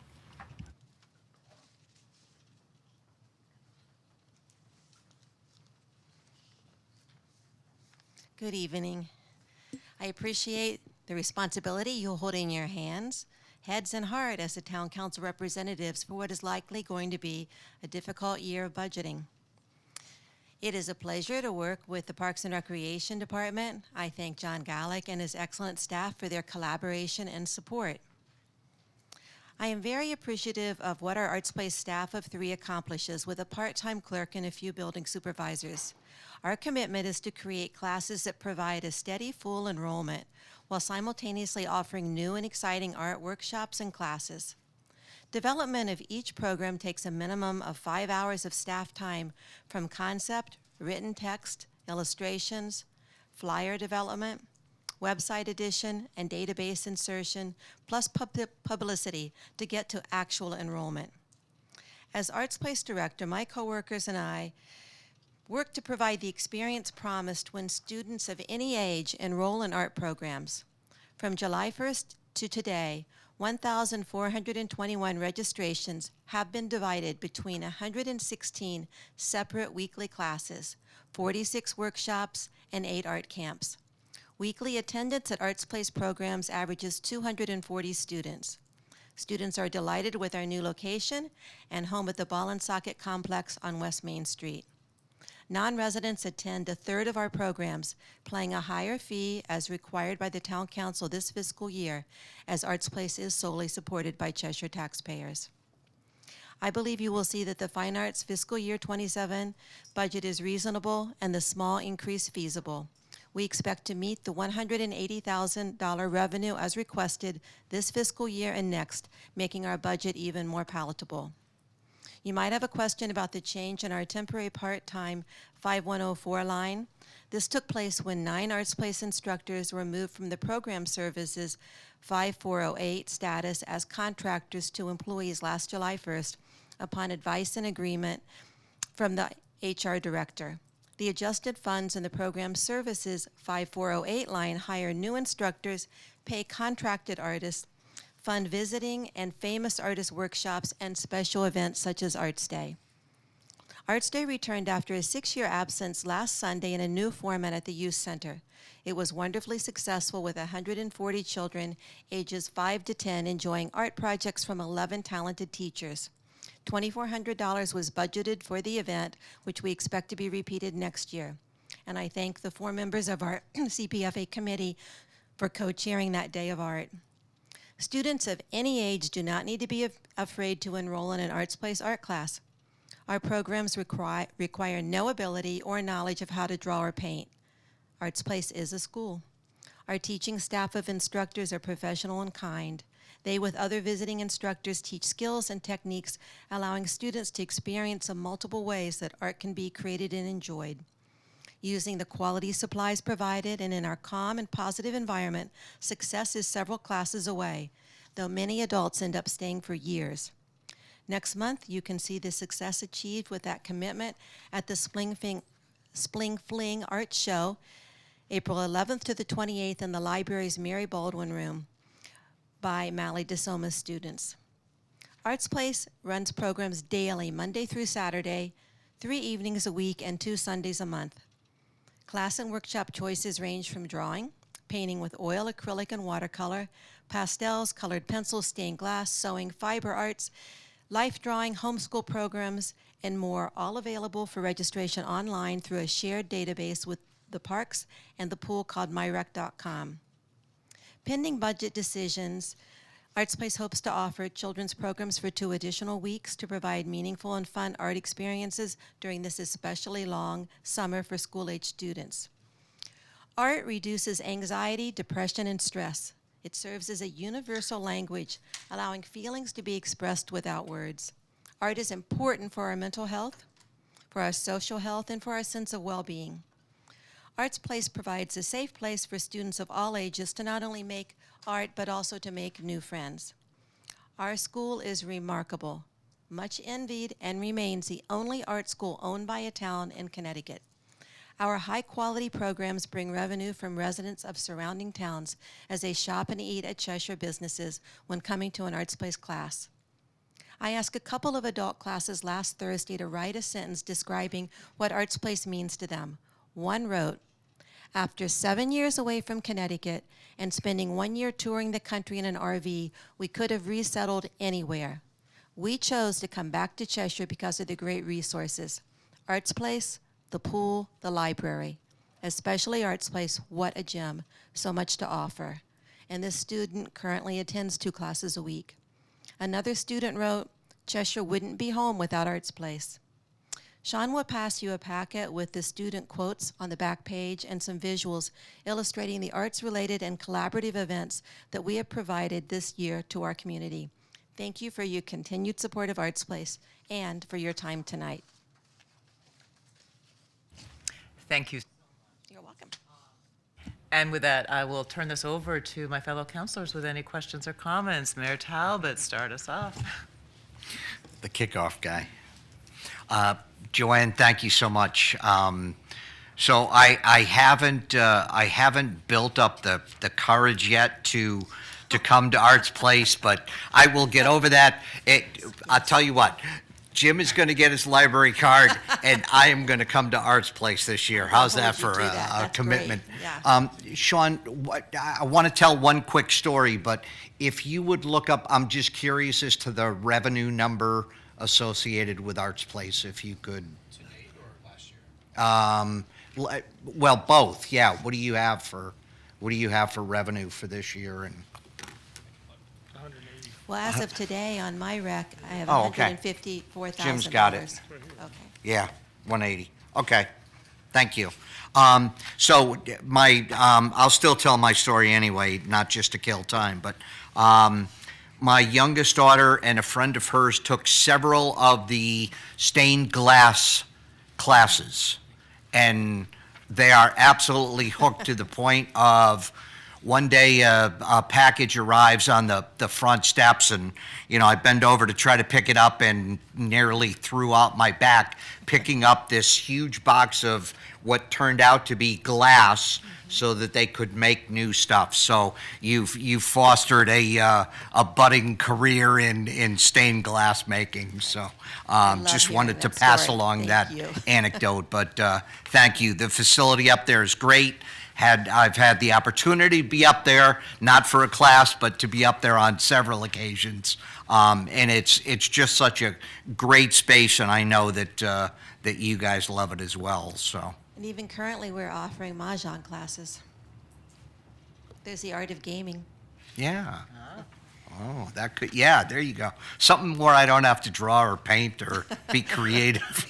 Yeah. Thank you very much. Appreciate it. Thank you. Councilor Jinks? Just, hello. Thank you for being here tonight. Just to, I had a quick question here. It looks like the number of classes were down just slightly, but the revenue was still up. I'm just curious what was missed in terms of the lower number of classes. Was that, it looks like it went from 221 to It's basically some 214. space. I don't really have room to add a lot more Yeah. classes or people. So in the But move, I've we just been lost a few offering- classes? So I've just been offering classes year-round. Right. With just a break of a week or two in between. But that's the same type of class that's continuing on in the space on a designated day and time. Okay. But in a few years, when Ball and Socket expands, then we can push out and I can have another classroom and get back to running 4 classes at a time. Right. Okay, yeah, you guys are doing a great job, so Thank you. it's great to see all this in the package you provided too. Thank you. You're welcome. Councilor Walsh? Thank you, Jeremy, for all that information. I was kind of going along the same lines with what Peter, what Peter said in regards to the revenue. I mean, the Park and Rec is, I believe, the only department that actually generates revenue for the town. And we challenged John and his team to last year with a lot of revenues that we expected. And I'm just curious to see how close they came. Did they go over, under, and how we're going to continue the same trend? Because I think originally, and this is on another subject, the old Arts Place is still sitting there vacant, and we had always thought we would be renting that out and getting income from that rental, and then offsetting the cost of the rental at Ball and Socket. But I'm just curious as to see where the revenue stream actually ended up.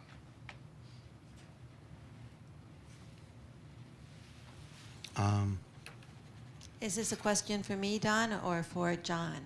Well, I don't know. I don't know if Sean might have that answer, or if Jim, or somebody. I'm just curious to see. You know, I mean, we have the revenue. We expected a certain amount of revenue. Did they meet their goal? Did they exceed their goal? Or Yeah, so for Arts Place, I think we had set a budget for 180,000, and I think, Joanne, you said you had checked it just today, was it? We'll hit probably just slightly over 180,000 Yeah, I this think we year. were at did you say 150 or so far? Maybe it was less than that. On my rec at 154, 154 done. So, yeah, I think we're on pace for this year. Obviously, the fiscal year is not concluded until the end of June. But that's where Arts Place is trending this year. yeah, no, well, that's good. That's good to hear that you're meeting our expectations, and I would like to see if you can generate a little bit more revenue in other areas as well. But the rent, I know, is something that I've had many people from the town ask about, because when we owned the building before that they were using, although it wasn't really the best building for them to be using, it wasn't costing the town as much as the rent is on this one. I think with the move, prior to the move, I was bringing in about 125,000, but by running classes continually and operating the 6 days a week, that's how I was able to make up that additional almost 50,000, which goes towards the rent. No, I appreciate that. I just, I just have to voice my opinion as to what I hear from other people around town. So, you're doing a good job. I'm not gonna doubt that. You've been doing this too long, and you know more about this stuff than I do. And like, I haven't gotten enough courage yet. Maybe Peter and I will go to someday. Please do. Please come over. Counselor Mankey? I have learned how to sew. Done a gel thing, which I went out and bought after. And I also have, I drew a pear in colored pencil. No, and I am wonderful. so impressed with myself. I never thought that I could do it. So I'm serious. I was like, my sister, who's very artistic, conned me into it. And it wasn't. It was a great fun. experience. It's calm. And if you have never done anything at Arts Place, people sitting up here, you should take the time to do it. But my question really has to do with classes going down, and I know you lost a lot during, COVID was a hard time for you. But prior to COVID, you did have more evening classes, and now you're more back to day classes and Saturday My classes? difficulty is finding instructors that want to Okay. teach in the evening. All right. That's the difficulty I hear all the time from people that work full-time, that I need more evening classes in oil and oil painting and watercolor, and I'm looking all the time. I Okay. know that's an issue. Because that's what it know. switched, and now it's, yeah. And Well, my Saturday. instructors got older and they don't want to drive at night. That's basically, I've got to find. Okay, you and thank I do have you. someone starting soon on a trial.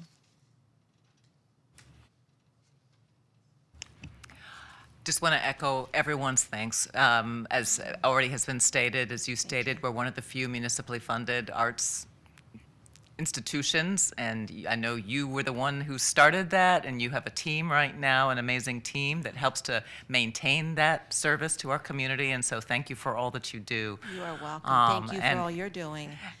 Excited to see you grow in that space, and so, and continue to do what you're doing. And do read the comments from just last Thursday, that one question, and people just couldn't write fast enough, and then other classes were upset I didn't ask them. So maybe I'll send those to you another time. More comments. We welcome those. Yes, please do. Thank you so much. And with that, we will move on to Parks and Recreation. Yes, please. Director John Galwak and Elizabeth Main.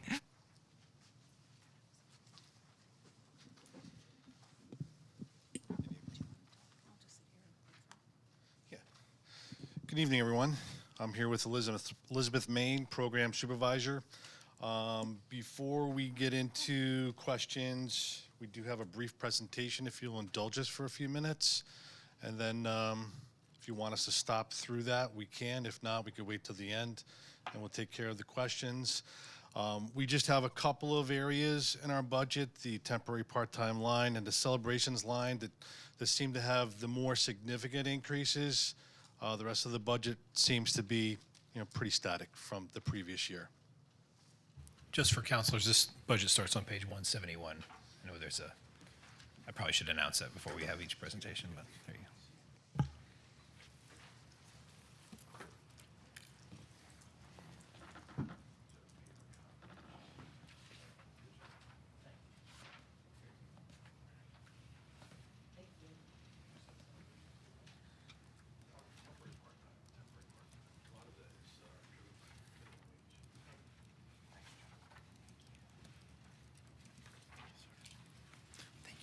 Thank you.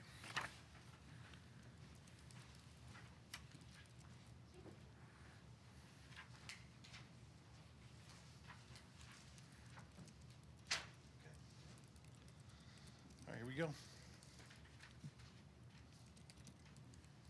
So the first page, Honey Pot Disc Golf Course.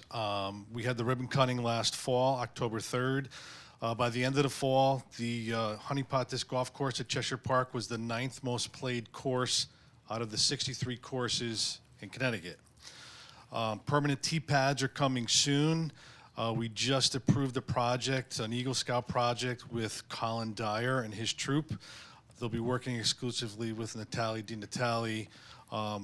Their project, they're going to build 9 of the 18 tee pads.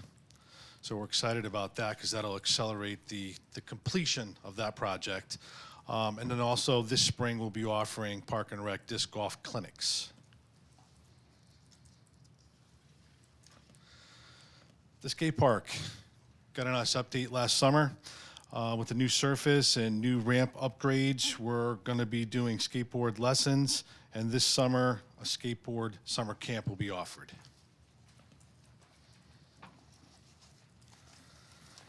Finally, the Bartlett South Master Plan was completed. We had the ribbon cutting September 12th. We hosted the 2025 Fall Festival and the Great Lawn Band Show. It was a great success. The park project, which spanned just about 6 years, received Connecticut Recreation Park Association Park of Merit Award November 25th at Mohegan Suns. It's the new home of the Scarecrows are coming to Cheshire.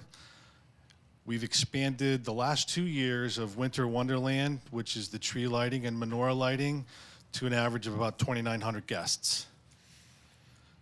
We're going to be we just finalized the concert schedule for this summer. We'll be offering 4 concerts, with a 5th one being tied in with the Fall Festival. We're going to be hosting the Cheshire Town Players Summer Theater production, some outdoor yoga, and as we grow into the space, some more programming.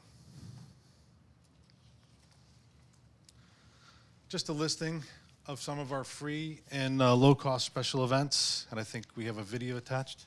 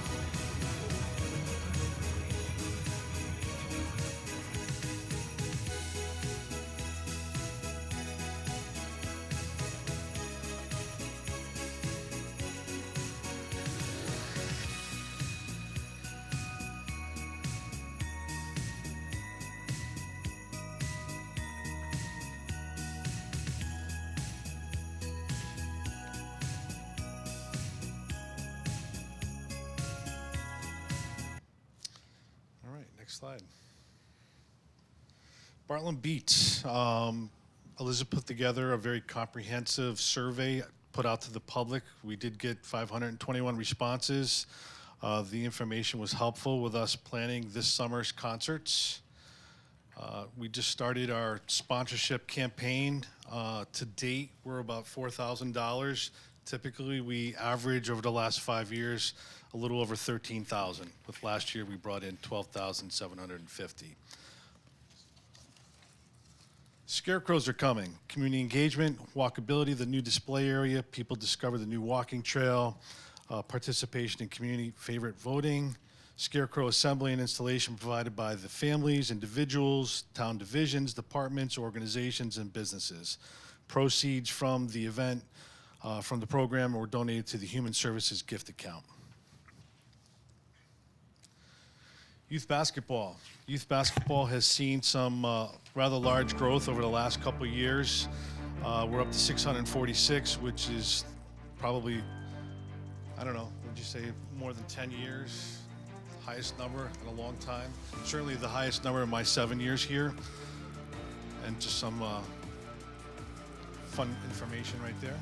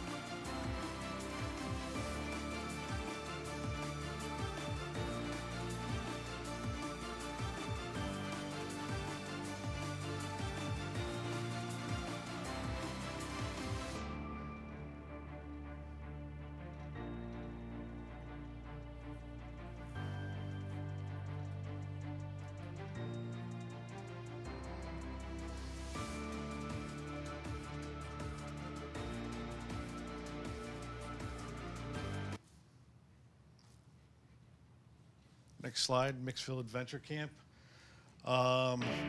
It's challenging to visualize. Well, yeah, I'll go through that for you first.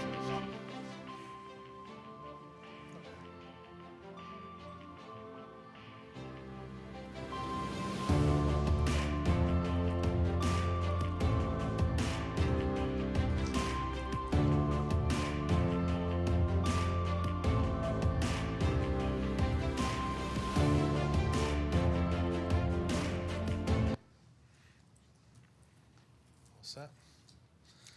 So sure, challenging to visualize, and budget spans 2 fiscal years. The total fees collected for 2025 was $104,794.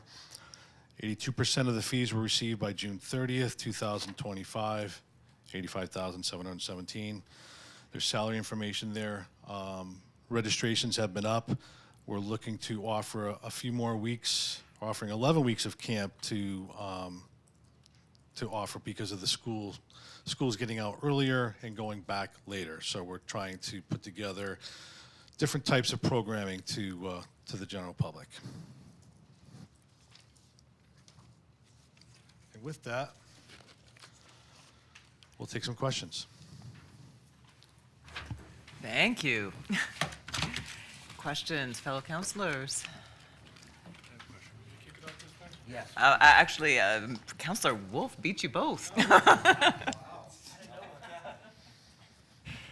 Hi, John. I just have a question about, I know there's, the last little bit, we had an RFP for, to manage the sound and the production of the band shell. Yes. Just wondering what the status is of that, and how does that fit into the cost that we have in the budget? So the RFP was awarded to Power Station. There were 3 responsible bidders. Power Station was the eventual vendor we selected.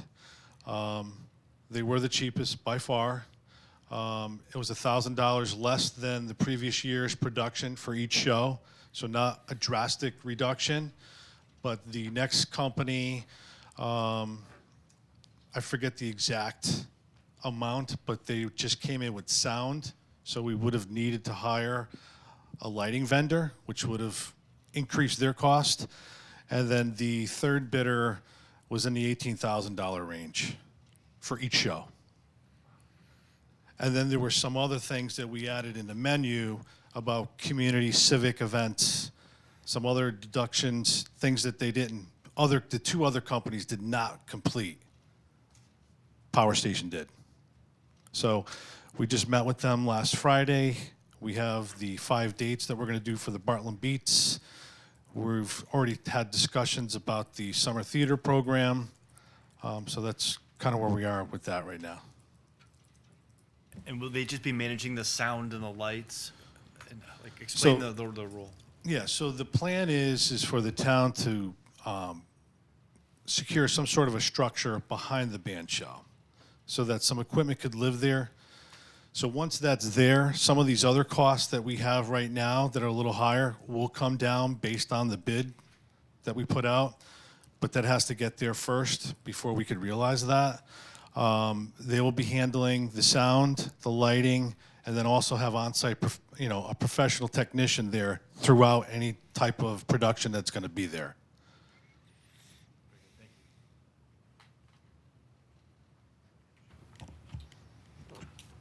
Thank you. Hey, John. Thank you for the presentation and everything that you guys do your team does throughout the year. It's an amazing amount of activities and events and programs. And again, I mean, your value is, of course, there as well. I mean, you guys are at about $35 per person as well, given everything that you do. The one question I have just from the budget book is I don't want to quibble too much over, the cost of rackets and balls and things, but the basketball supplies are $16,000. Is that because of the increase in basketball activity and classes and teams and stuff, or is that just, are we like refreshing all of our basketball equipment or something, or just curious?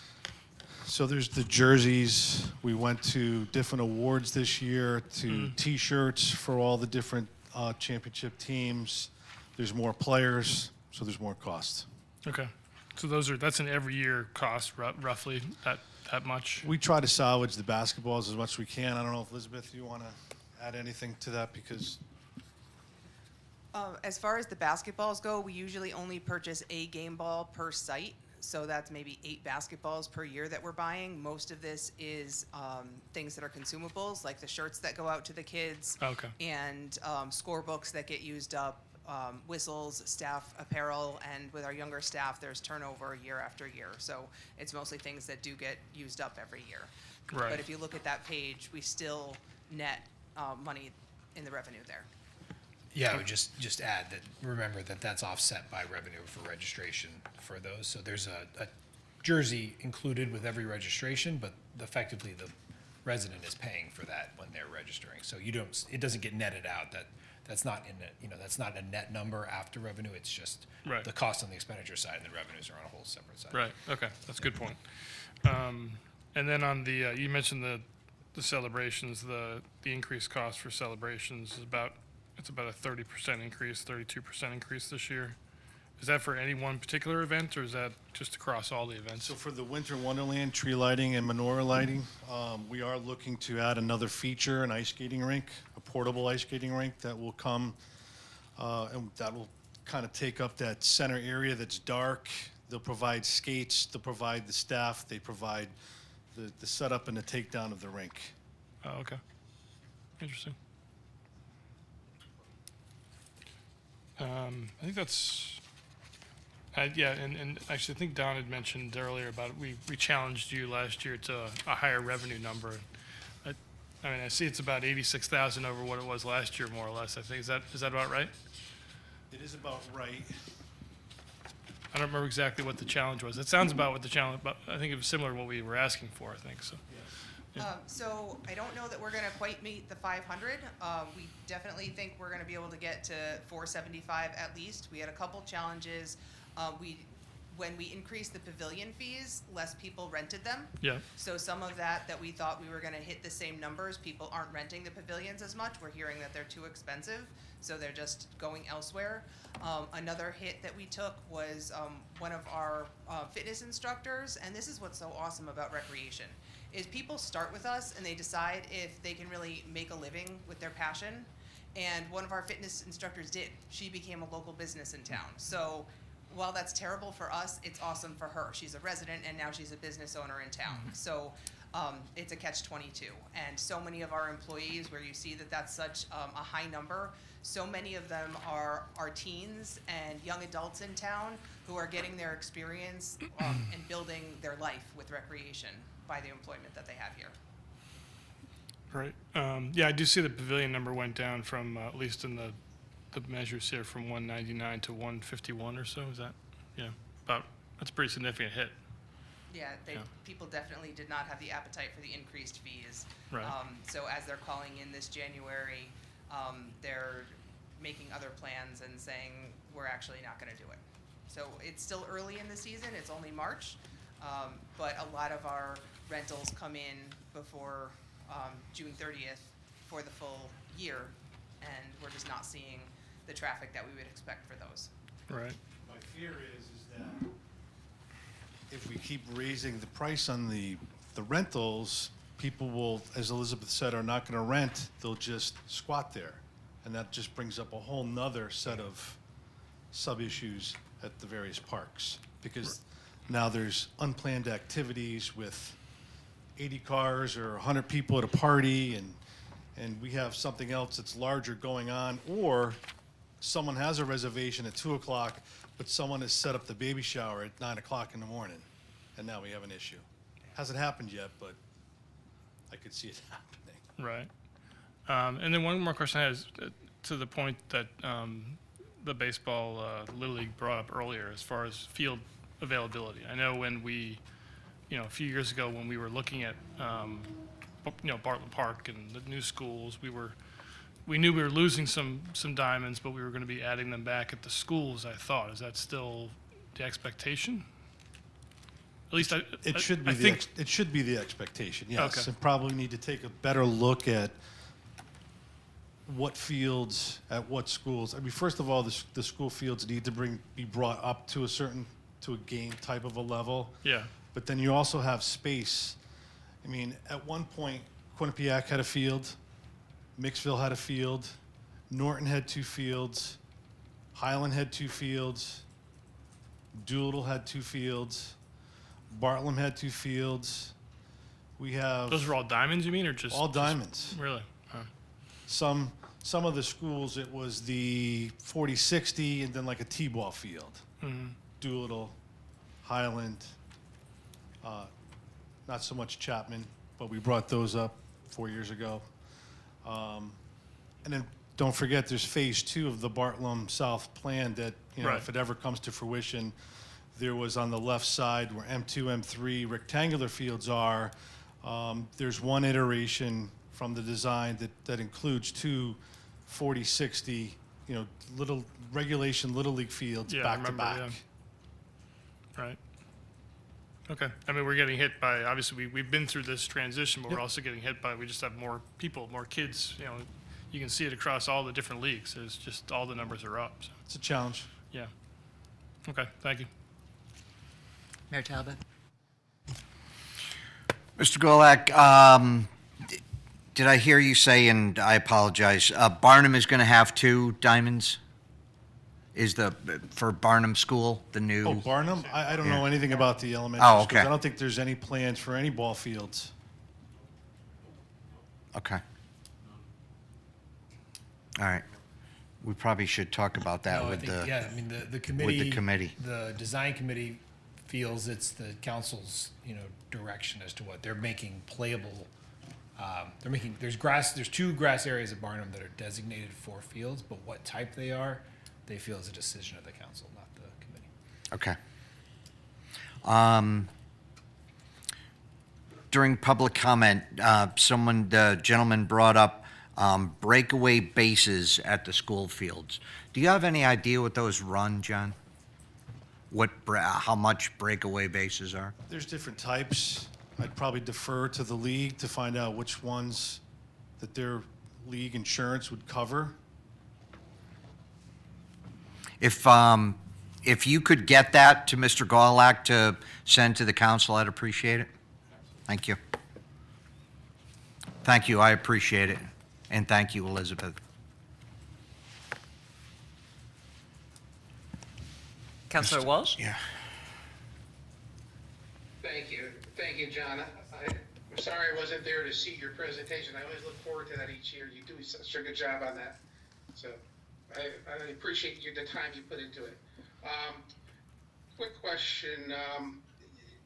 In the letter that Peter read, they stated about these groups doing the maintenance of the fields that the town should be doing. And I was under the impression that we were doing the maintenance of these fields. Can you speak to that? So the town does, it's scheduled to be maintained, most of the elementary schools, Dodd Middle School, the high school where the Connecticut Charge play, they handle their own maintenance. Okay, so they do some of the maintenance on, but yet we charge them for the use of the field. We haven't charged them yet, but it's coming. It's coming. Okay. All right. One other thing, and I see, on the contractual services, we removed the Fall Festival fireworks and insurance that we had given in the past to the chamber. And I do know that it did send a letter that probably should be read into the record. I know she sent it to Peter and Sean. I haven't seen it, but she did mention she sent a letter asking for it. But I for one, would like to see that added back in if we could, or given some money towards that. I think that, of all the things that, many of the people in this town look forward to is the Fall Festival and the fireworks, Bartlam Beach, and the Memorial Day Parade. I mean, those are the three main things that go on in this town. And I appreciate them, that, John was able to get the fifth band for Bartlam Beach to do the night before. But, there was a comment made last year that I took as an insult as a business owner in this town, where a fellow council person said, well, we just have to go and they just have to go and ask another business to sponsor them. And as a business owner, we get hit up a lot by many different groups and organizations. I mean, I can't tell you how many I get in a week. And I know that many of the businesses are very generous and give to a lot of these different groups and organizations. So, plus they give money to the chamber, which is an important part of this community because they really promote business in this town. The businesses pay a lot of money in taxes to this town, yet they don't utilize a lot of the amenities that we have. They're mainly geared towards the residents.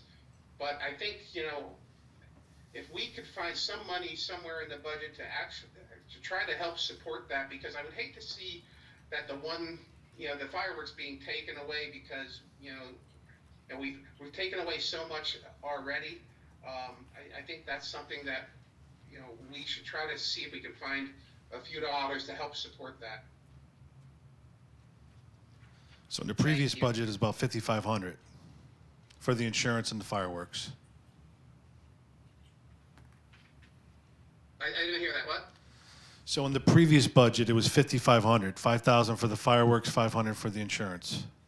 Right. And now it was zeroed out last year and it was zeroed out again this year. Correct. And I think she requested it again, because I know she's mentioned she was going to request it again, to me at least. So I just would like to see if we can at least contribute something towards it. I'm not saying that the town has to pay the entire part of it, but I would like to see some money going towards that if we could, somewhere.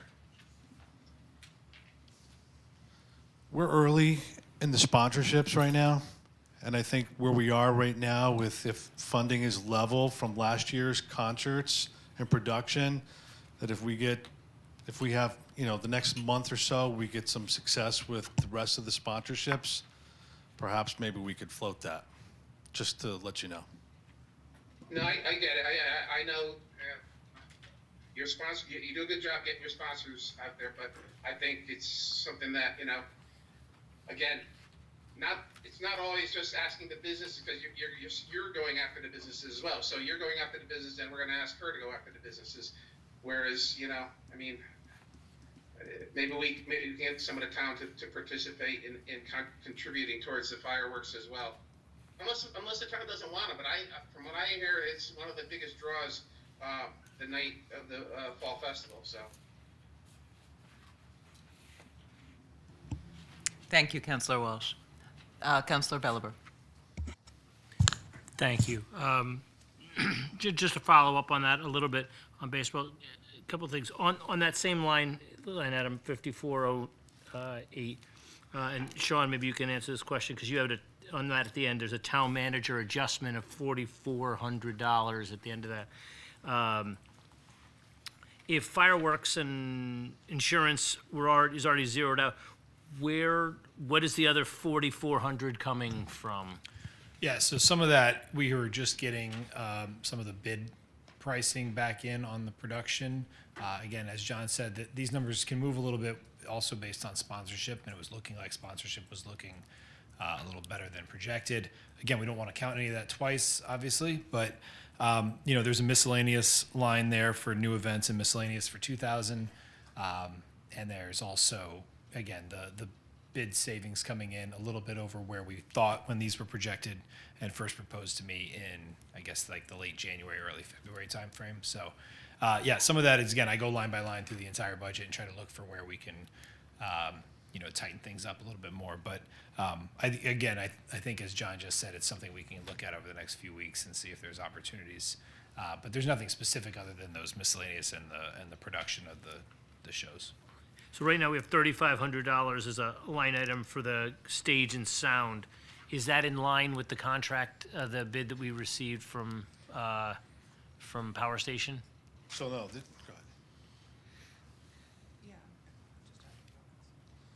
Say that again? It's the Bartlett Beats Concert Series Stage and Sound. It's the budget item's $35,000. And you'd mentioned you'd gotten accepted a bid from Power Station for that. And I just wondered, is that in line with what the bid was? So it's a little less. So we're hoping to keep at least 34,000 of that. Okay. And then we're also getting better pricing on some of the entertainment. So we still have 2 more to confirm. We've selected the 5, but we still have 2 more to confirm. So there might be some reductions there too. Okay. All right. I'm just curious. I just want if that number was there, because you mentioned you had a bid. I just want to make sure, whether if that number's already there and our bid, we already know it's going to be 36, 37, 38,000. I just want. But it sounds like it may be below 35,000. Right. So last year's numbers would work for us this year. Gotcha. Okay. Perfect.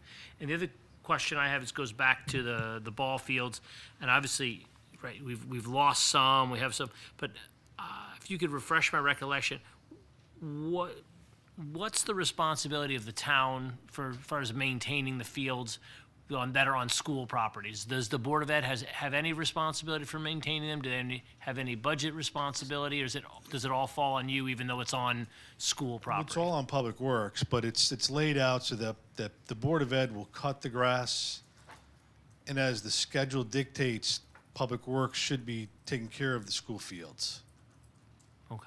Minus the high school. Got it. All right, because I just want to make sure, who's responsible. Just want to make sure it's not getting lost between one side of the street saying, we're supposed to be doing this, and the school's saying, okay, no, we are supposed to be, we're not supposed to be doing it. We'll get to it when we can. We can't. Yeah, the schools will, and they've been pretty consistent on this recently. They will only cut the grass, and then they won't do it in the summer. So we're responsible for all of the infield work, and then anything that takes place in the summer. Gotcha. Okay, that's why I just want to make sure. So even though they're on the school property, we're still responsible for the infields and all those other fun things. Okay. Okay. And, right, so, and now, we're, how many fields are we sort of down to at this point? You know, in terms of baseball fields, I know there's all different sizes, right? We've got full size, the intermediate fields and the little league fields.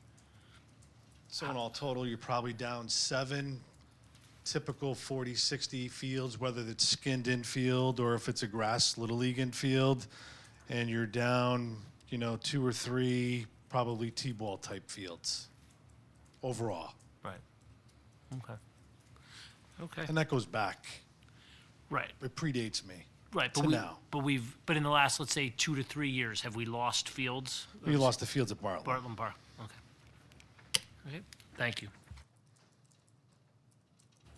And we brought back the 2, I mean, if you count the Chapman Fields as being lost, the other baseball league requested the use of Chapman, and we restored 1 and then a second to support what they were trying to do. So those are back and being used. The Chapman Fields are being used in some varying degrees.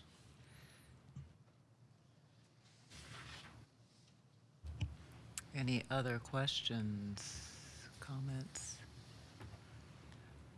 I just want to thank you. I know last year we asked a lot of you in terms of generating revenue, and so for you to be working towards this goal of the 500,000, thank you for all your work. I know it was painful. We heard some of that tonight, right? It's been painful in our community. I did want to just once again express my appreciation. Mixville is a place I've mentioned before as a liaison to Parks and Rec and as a former member of Parks and Rec. It's a place where I would hope at some point we can get back to not charging a fee to have to use our public parks. Our public parks are public goods, and they're places that all our taxpaying residents should have access to our green spaces, especially these days. So that is still my hope. I understand it may not be this year, given the pressures that we're under in terms of revenue generating, but I do appreciate last year you're working to at least create free passes for seniors and for veterans. So I think that's something that is appreciated in our community, and I know there were members of our community who are very appreciative of that, and gaining access to our green spaces and outdoors. I know everyone in this room understands the value of that. I thank you for your presentation, everything you're doing in town. Watching that Winter Wonderland grow it really, truly is an amazing experience in this community. Thank you, Mike, for serving every year with Santa. And I have no more questions if there's no one else. Oh, one more, Councilor. Yeah, sorry, Madam Chairman. I wanted to something reminded me, just a quick question. I know in the past we've had this discussion, so I just wanted to see where you are in this, and that is the ever popular pickleball. Where are we in terms of, we worked very hard to get lighting and other things in the fields and the courts, and I just wanted to find out, do we have enough courts right now? How are we? I know there's probably never enough courts, at least currently, but I'm just curious. How is that coming along in your mind? You have 6 tennis courts that are at the youth center that have lights. Yep. And 2 tennis courts at Cheshire Park for 8. At Cheshire Park, you have 6 pickleball courts with lights and 2 without lights. So you're 8 and 8. Okay. Split down the middle. Gotcha. But then when we get into capital planning, some of the courts do need to be addressed because we're getting into the 6th year of those courts being in existence, and there's some cleaning that has to be done, some restriping, some minor crack repair. I don't know what this winter brought, but it's going to need to be addressed when we address the capital budget. Gotcha. And is the South Rolling Acre, North Rolling Acre, is that court the one behind Dodd? So the one behind Dodd, I think a couple of councils ago, I brought it up, and I think we just decided to table that because of the neighborhood. I know the Dodd community is very interested in making it a couple pickleball courts and some basketball courts that they had lost when they did the shot put and the disc circle down on the lower end. Yep. I've been talking with Michael Ron over the last couple of years because he always checks in to see what we're doing. The parking lot can only handle probably about 8 or 9 cars. You're right next to the neighborhood. There's neighbors there. I'm not sure if they would appreciate the kerplunking of pickleball right in their backyard. And it's a lot of work to redo and reclaim That's going to that be a surface whole there. redo, yeah. So, I'd rather see us put in some other fields. all right, perfect. Thank you so much. All right, if there are no more questions on Parks and Rec, then we'll segue into the pool. So if we'll turn it over to Sheila. Okay, thank you.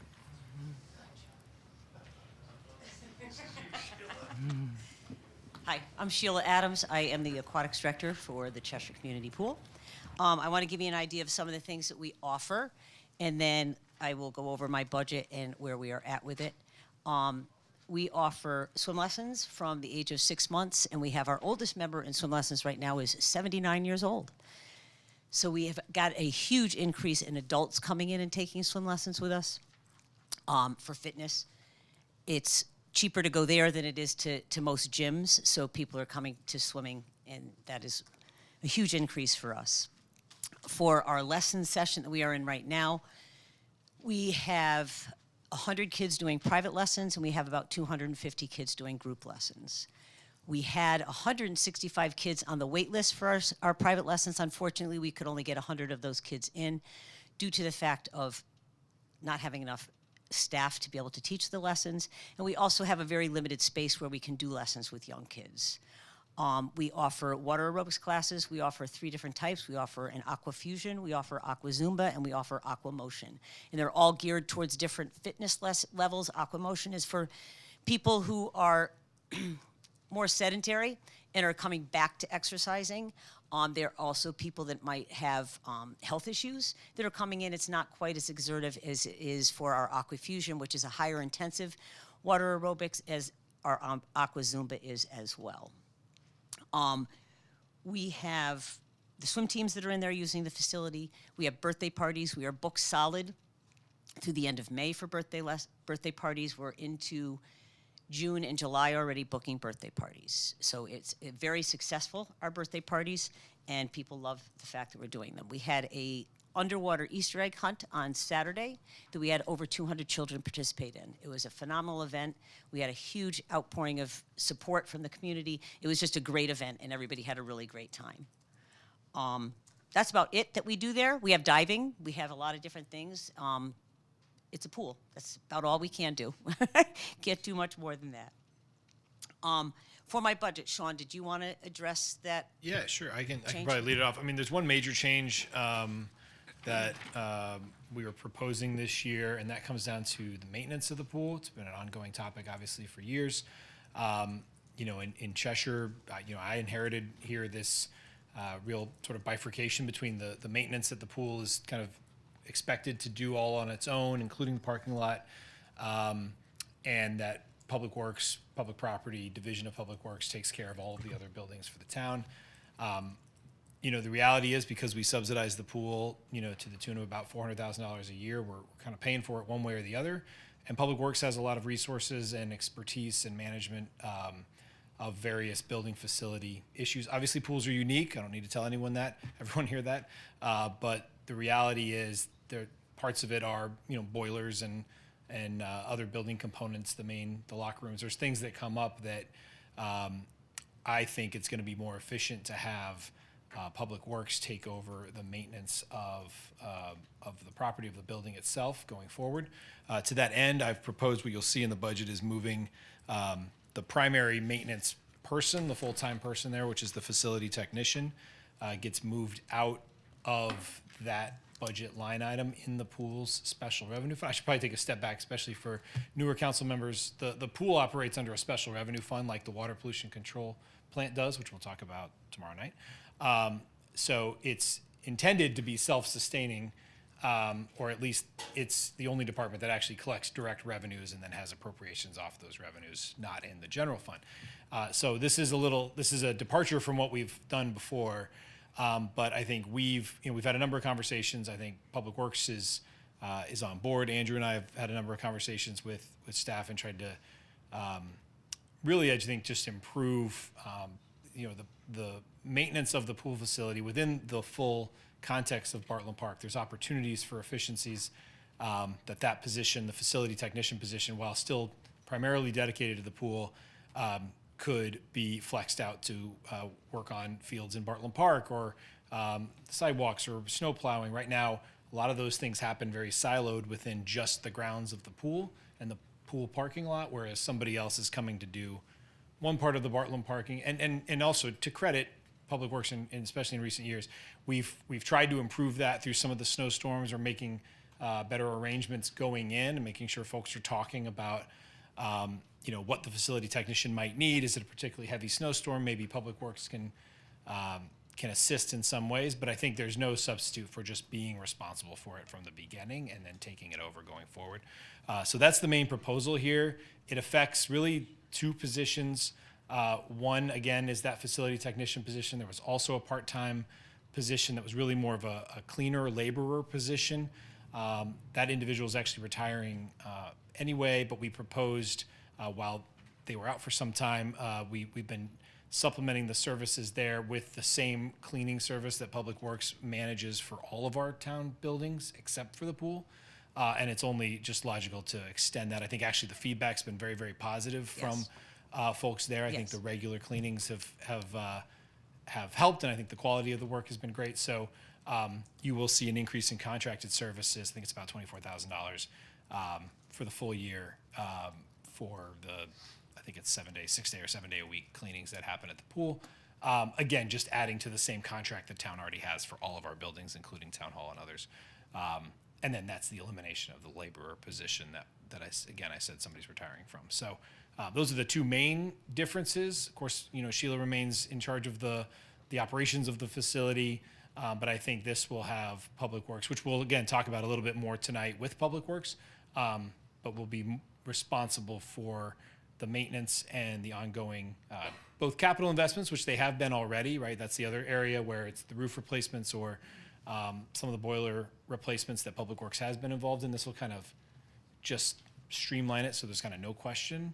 And then again, I just think that's going to be a positive change going forward. And it's not like it makes a huge budget difference. You'll notice that within the special revenue fund budget, that comes out. So expenditures are down. You might think, oh, well, then maybe we need less, on the revenue side. Well, again, because a chunk of the revenue is the subsidy, all that really happens is the town subsidy simultaneously goes down. So it's a net, if you will. So anyway, that's the major change, and I think that's one that, again, hoping to talk about either tonight or a little bit more tomorrow night with Public Works, if you'd like. Okay. The rest of my budget is pretty much what it has always been.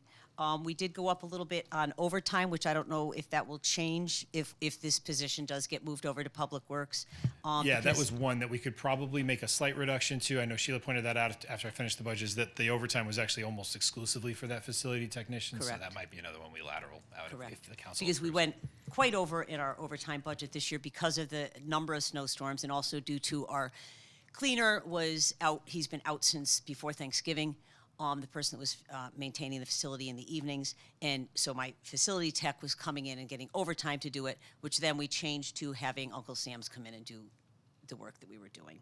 And then the other big increase, the property management, the building materials, that's gone up $5,000 due to the fact of everything is going up in price.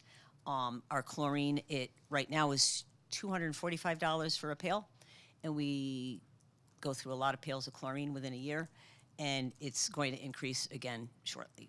Okay, so that's where that increase is. Everything else is pretty much the same, except for the other line where Sean was talking about that there's an increase for having Uncle Sam's do the cleaning at the pool.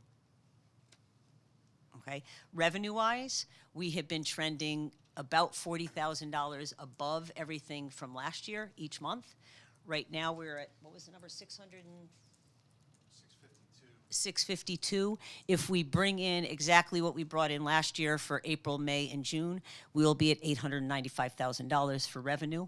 If we trend higher like we have been, which I hope we are, we will meet the plan and possibly surpass the plan. That is the hope. Thank you so much. Questions from my fellow councilors?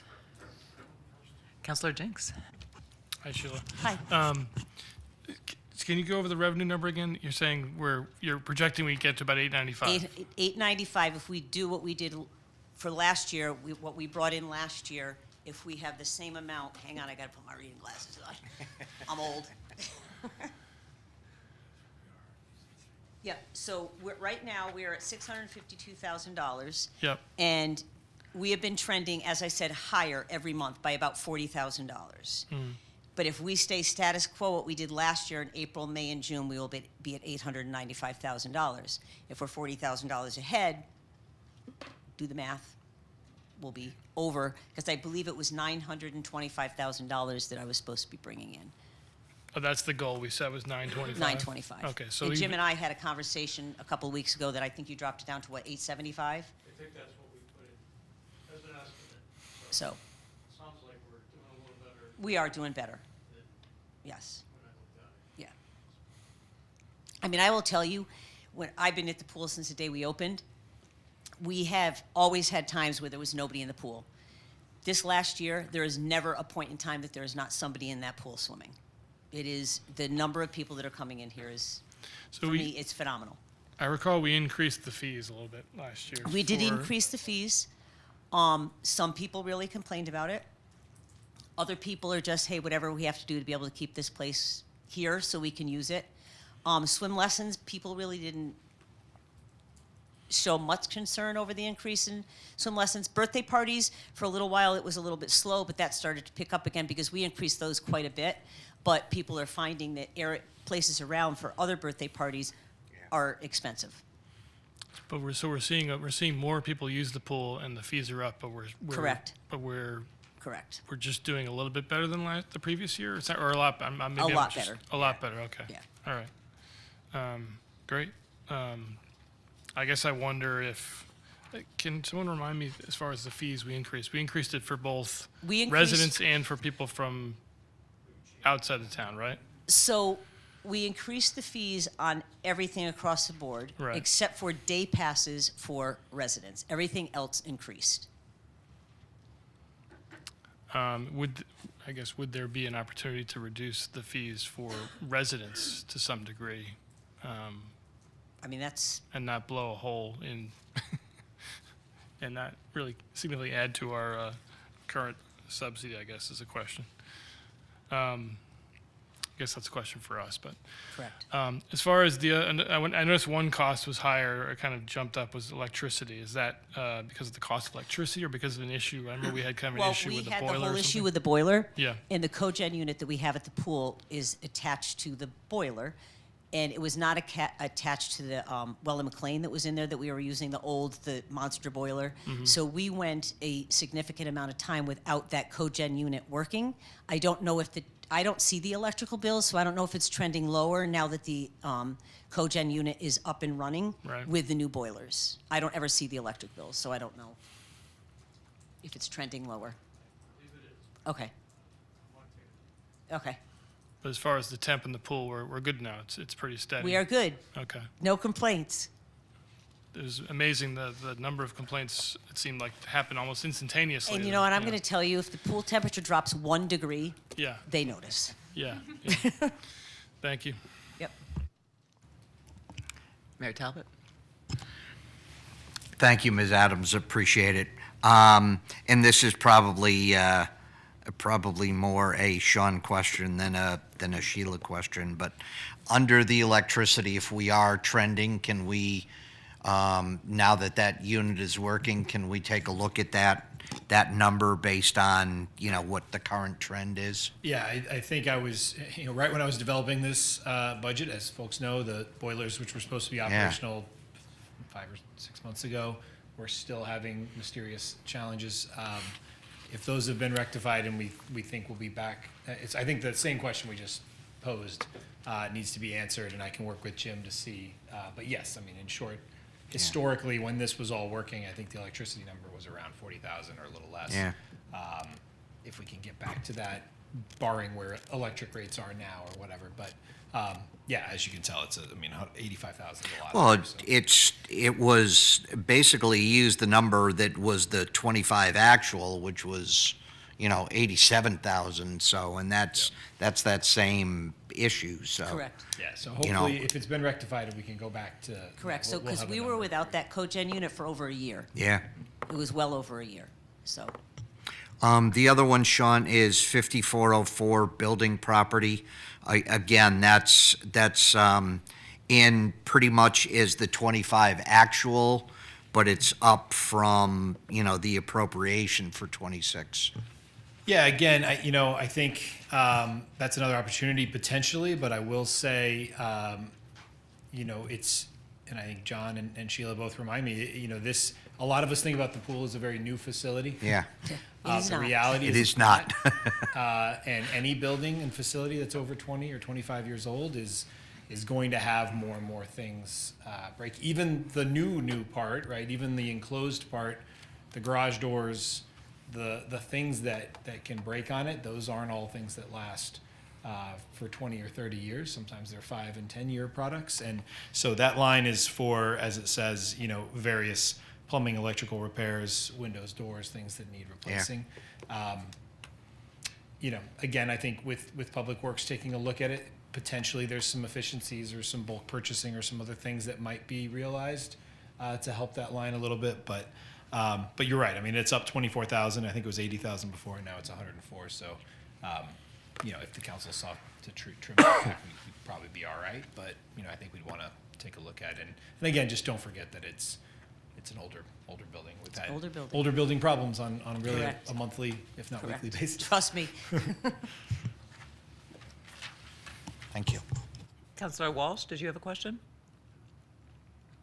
Yeah, thank you. Thank you, Sheila. It's really nice to see when you see the green and the blue line almost at level. So the revenues equaling the expenses. It's been a long time coming. But kudos to you for taking our challenge and maybe even improved on what we thought you could do.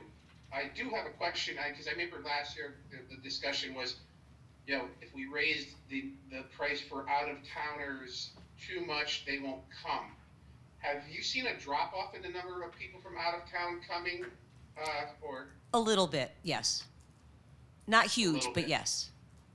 Are you like 10%, 5%, or? I would say there's probably about a 10% decrease in out-of-towners coming in. Okay, well, that's not terrible because, the cost probably, that the rest of the people pay and offset that loss. And the other thing is, I know the maintenance is gonna be taken over by, like Sean just said, but overall, like the condition of like the liner and, some of the other things that are aging, because how long ago was that liner? 5 years ago, 6 years ago? That liner was put in during COVID, actually. So, yeah, 5 years ago. So 7 Almost years 6 ago, years maybe ago. 6 or Yeah. 7 years. And it's a 10-year? 10 years, normally? yes, correct. Correct. So that's something that we probably should be looking at for a capital budget in the next 5-year plan, that when we're looking at that coming forward, because that was one of the things that bothered me when that came to us, because it was kind of like, gee, we knew it was getting near the end, and why wasn't it, being in our capital? But I think we should keep an eye on that one going forward, just because it's not a cheap repair. Correct. Replacement, so. Correct. All right, well, thank you. That's all I have for today. Thank you, Councilor Walsh. Any other questions? Jinx? As far as the fees and the change in fees, I was wondering if you could, if you guys could share with us just a spreadsheet or something that shows where it was, where it is now, and I guess the increase in activity. If you have those numbers, that would be great. I can get them. Okay. Yeah, I didn't think you had them right now. I'm just saying. Do I have them right now? No, I don't. Thank you. Yeah, and if I could share that also with Parks and Rec General, I know that you had to raise fees, and so if you could provide some of that in material for us later too, when we're in our general deliberations, that would be very helpful. Okay.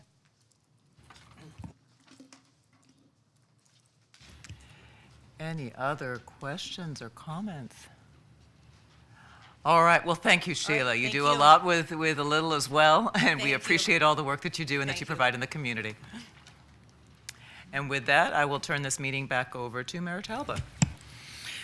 Thank you, Madam Budget Chair. We have one more item on our agenda prior to adjournment, and that is item number 6, the authorization to apply for a municipal brownfield grant, round 23, on behalf of Waterbury Button Company through the State Connecticut Office of Brownfield Remediation and Development, the OBRD, for property located at 1855 Peck Lane, Cheshire.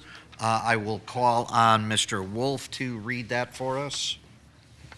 Thank you, Mr. Chairman. I'm sorry. The resolution here.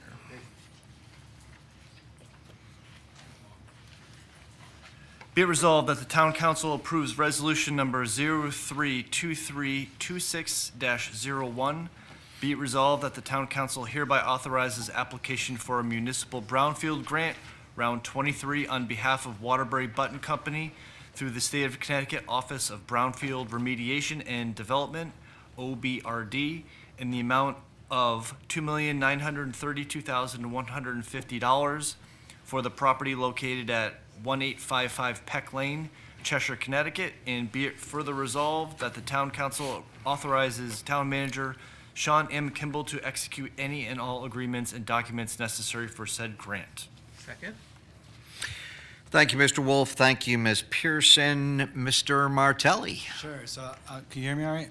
I'll try to Yes. keep this as simple as possible, but certainly if there's any questions, I'm able to answer any of those. So we've been working with Waterbury Button Company, who's located on Peck Lane. So the property is if you, as soon as you cross over West Johnson Avenue, right before 691, left-hand side, Waterbury Button has been operating from a leased space there since 2000. Property was recently, or the business was recently acquired 3 years ago by a new investor who has really repositioned Waterbury Button. They've been in existence since 1812, originally located in Waterbury, moved to Cheshire back in 2000. They are in leased space in a building that is owned by it's owned by a single-purpose trust, which is leasing the property back to Waterbury Button. Recently, they have come to a crossroads with the property owner. The property owner is looking to continue to raise their rent, is not willing to perform any of the remediation of that site. There's a significant amount of PCBs in the ground, not caused by Waterbury Button, but caused by a previous operator of the facility. So they approached the town to see if we would co-sponsor this grant to the Office of Brownfield Redevelopment. I worked with Banu Chandi at DECD. I have a list here. There were 13 other municipalities that partnered with privately owned properties in the state for other municipal brownfield projects previously. We've done this before with Ball and Socket Arts, whereas the town acts as the pass-through for the grant funding. So that's all the background, but for the town, this won't cost taxpayers any money. This would just be the town acting as a fiduciary, as a pass-through with the state funding to come to Waterbury Button, who would then perform the remediation of the site. They would hold all contracts. It would require state town staff assistance through the finance department and through myself. But we do have a great policy or procedure here with finance. We've been doing this for about $7 million in money for Ball and Socket and other entities in town. The fear with this one is that if the state funding isn't received, Waterbury Button will vacate that property and they will go somewhere else and they'll lease another space somewhere else in Connecticut. And then we're going to have a property that's tangled in a mess of ownership entities out of Ohio. They have no resources. They want to offload the property and they would just vacate it, and then we would have a brownfield site sitting there on the side of Peck Lane that no one would want to purchase because the remediation costs far outweigh the value of the property. So the only way to really get this thing done is to get the state to assist, and that's the hope with this grant. So I just threw a lot of information at you. You're all looking at me kind of confused. So if you have, I'm happy to answer anything. part of that is the quick run through, and part of it is we've been running numbers for closing in on 3 hours, so we start to Understood. glass over after a while. But questions from colleagues, starting with Mr. Veliber. Thank you, Mr. Chairman. Andrew, quick question for you. So they are just the tenant in this property? They are. So do they, and I'm not familiar with the program, so do they, as the tenant, have the right to do this? I mean, do they need the owner's permission? Is the owner involved in this application? That's a great question. So that's the one part that I left out to not get too complicated. So, but what's going to happen is Waterbury Button is paying rent to the tune of $12,000 a month right now. The single-purpose holding entity is willing to put that $12,000 into escrow and then use that funding to contribute towards the remediation of the property. If this happens and the money is able to be granted from the state of Connecticut, once the remediation is complete, Waterbury Button will purchase that property for $1 from the single-purpose holding entity. Single-purpose holding entities, their main goal here is to offload this property. Unfortunately, Waterbury Button is not willing to take on all the environmental liability, and if they do, right now, that single-purpose entity would transfer the property to Waterbury Button for $1 right now, but then Waterbury Button will own Then they're almost $5 responsible million in for that environmental project. Correct. So, okay, that was my question, because my thought is, you've got a tenant doing this. It's kind of, what are they getting out of this? Because even if they do it, it's going to be, they're just a tenant, and they could be, so that makes sense. So in theory, if they are able to get this grant and get remediated, then eventually they'll get the property, which obviously would be to our benefit as well, because we'd have a good tenant, now a good owner in the property who's local and involved, as opposed to a sort of absentee owner with just a tenant in the property. So I think that's a good program. What are they able to get in this program? Are they able to get an amount large enough, to cover that cost? I mean, I don't know is there a limit to how much they can get? So, great question. So back in '25, grants from DECD under this program range from low of $50,000 all the way up to $6 million. So there's $4 million, $6 million. So there's about $30 million in this funding round that's available. A lot of these projects have been going towards remediation of sites to create housing in Connecticut, and so this is housing's a big issue, and so we're going to give it our best shot with this one. The program's a little bit wanky in that if that site was vacant and we were going to be remediating it to try to attract a tenant, we probably would have a better chance of getting it. But now what we're trying to do is we're trying to save Connecticut-based business has been in business since 1812. They have plans to, they've really taken off in the past couple of years with the new investment from the new ownership entity. So they have 40 employees now. They want to hire an additional 10, but they need to make significant repairs to that building, which they're also willing to do. But again, having this ownership and this liability over their heads with the environmental, there's just a lot of moving parts. But if the state was willing to contribute towards this, it would really solve a lot of the problems. Right. It doesn't make sense for them to invest that when they're just a tenant in a property that if they can't get the money, there's no point in sinking more money into it. So. Correct. And they've already done a lot of work to that building. So, yep. Question? And so the town is the actual applicant for this grant? Correct. And they're the co-applicant. So what will happen, just like with ball and socket grants that have been done previously, there will be a pass-through agreement so the DECD will enter an assistance agreement with the town, and then there'll be a pass-through agreement that basically states that all funds will be coming to the town. The contracts will be held with Waterbury Button and the remediation contractor.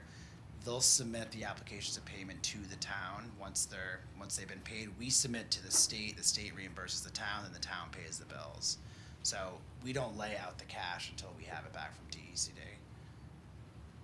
And at the end of the process, we should have a clean piece of property with a business is functioning on that property and paying taxes, presumably, I guess. Correct. And the That's the business, goal. Yep. the business then will own the property. How big a piece of property is this? It is 8 acres, I believe. It's a good good question. It's 7 or 8 acres. I have it somewhere. I can find it. And our contribution is really your time and ability and Sean's and town staff that oversee the process. Correct. Yep, And that's something that's manageable? it is. Thank you. Anyone else? Ms. Pearson? Just a quick comment, not only a good tenant, not only a good business, but now we have a remediated brownfield site in our community. It's good for the environment, so thank you, and I support this It wholeheartedly. is good for the environment, and then just kind of, with my role with the Economic Development Commission here, we, compared to a lot of Connecticut municipalities, we don't have an aggressive tax incentive program. So this is certainly one way the municipality can support a local business. They're going to be if they get this, they're going to be very thankful to the town for doing this. And so this is one way that we can assist. I know it does cost. Jim's probably giving me a dirty look over my shoulder, but, I have a good enough working relationship with finance. We've been through this before, so I'm confident that between staff time, Savannah's support, and then also with our team over at finance, we can make this happen. It's a worthwhile investment, and we'll get some sustainable CT points for it, so thank you. I've never seen Mr. Jascott give anyone a dirty look. can't get too Mr. Wallace, did you have something? I can't see you too well. So, Mr. Wolf. I'm reading in the background that it was a former steel company, Correct. right? So they are the ones that caused all these problems. So as the business is running now, will they be able to continue to run full steam while all this is being remediated? Like, how is that going to impact their daily operations? So the contamination is in the back portion of the property. So it is in the southwestern corner of the site, which is just grass and some woodlands now. That's where they had been dumping basically spent grinding steel and all the solvent into pits in the ground for the better part of 2 decades. So that's why, like, when I first saw the remediation amounts coming in from the environmental consultant, I was pretty shocked. I kept thinking there's no way this is going to cost that much. But then when you see the amount of material that actually needs to be excavated out and sent out as has, because it's PCBs greater than 4, and so there's some bad constituents in the ground over there that we need to get out for sure. Mr. Jinks. It's going to be a poorly worded question, I think, but is there anything unusual in this arrangement that you're proposing as far as the grant, the state's role, our role, the business's role? Is there anything unusual at all about it? Is this kind of how it works? This is how it works. The DECD actually encourages municipalities to partner with applicants, and so if you go through and I have a frequently asked question list of about 26 different points that I'd be happy to provide to you, but this is done pretty regularly. It's just a little bit different. What's different about this one is than Ball and Socket is that Waterbury Button's not a nonprofit. That's probably the main difference. But otherwise, all of the other pieces of the puzzle are the same. So it's really going to hinge on DECD's comfort with Waterbury Button and what their plans are for the future use of that property and what the employment's going to look like. Because what the program is supposed to do is supposed to attract, sustain, and grow Connecticut. And so this fits a lot of those pieces. It's just that the focus right now is on housing. So that's where I have a little, we're hopeful.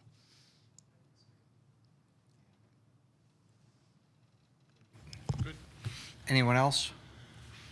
Seeing none, I'll call for a vote. All those in favor? Motion passes unanimously by those present. Thank you. Thank you. Appreciate it. And with that, I'll call for a motion to adjourn. Second. Thank you, Mr. Jinks. Thank you, Ms. Pearson. All in favor? We are adjourned. Thank you. Thank you, Don. Safe travels.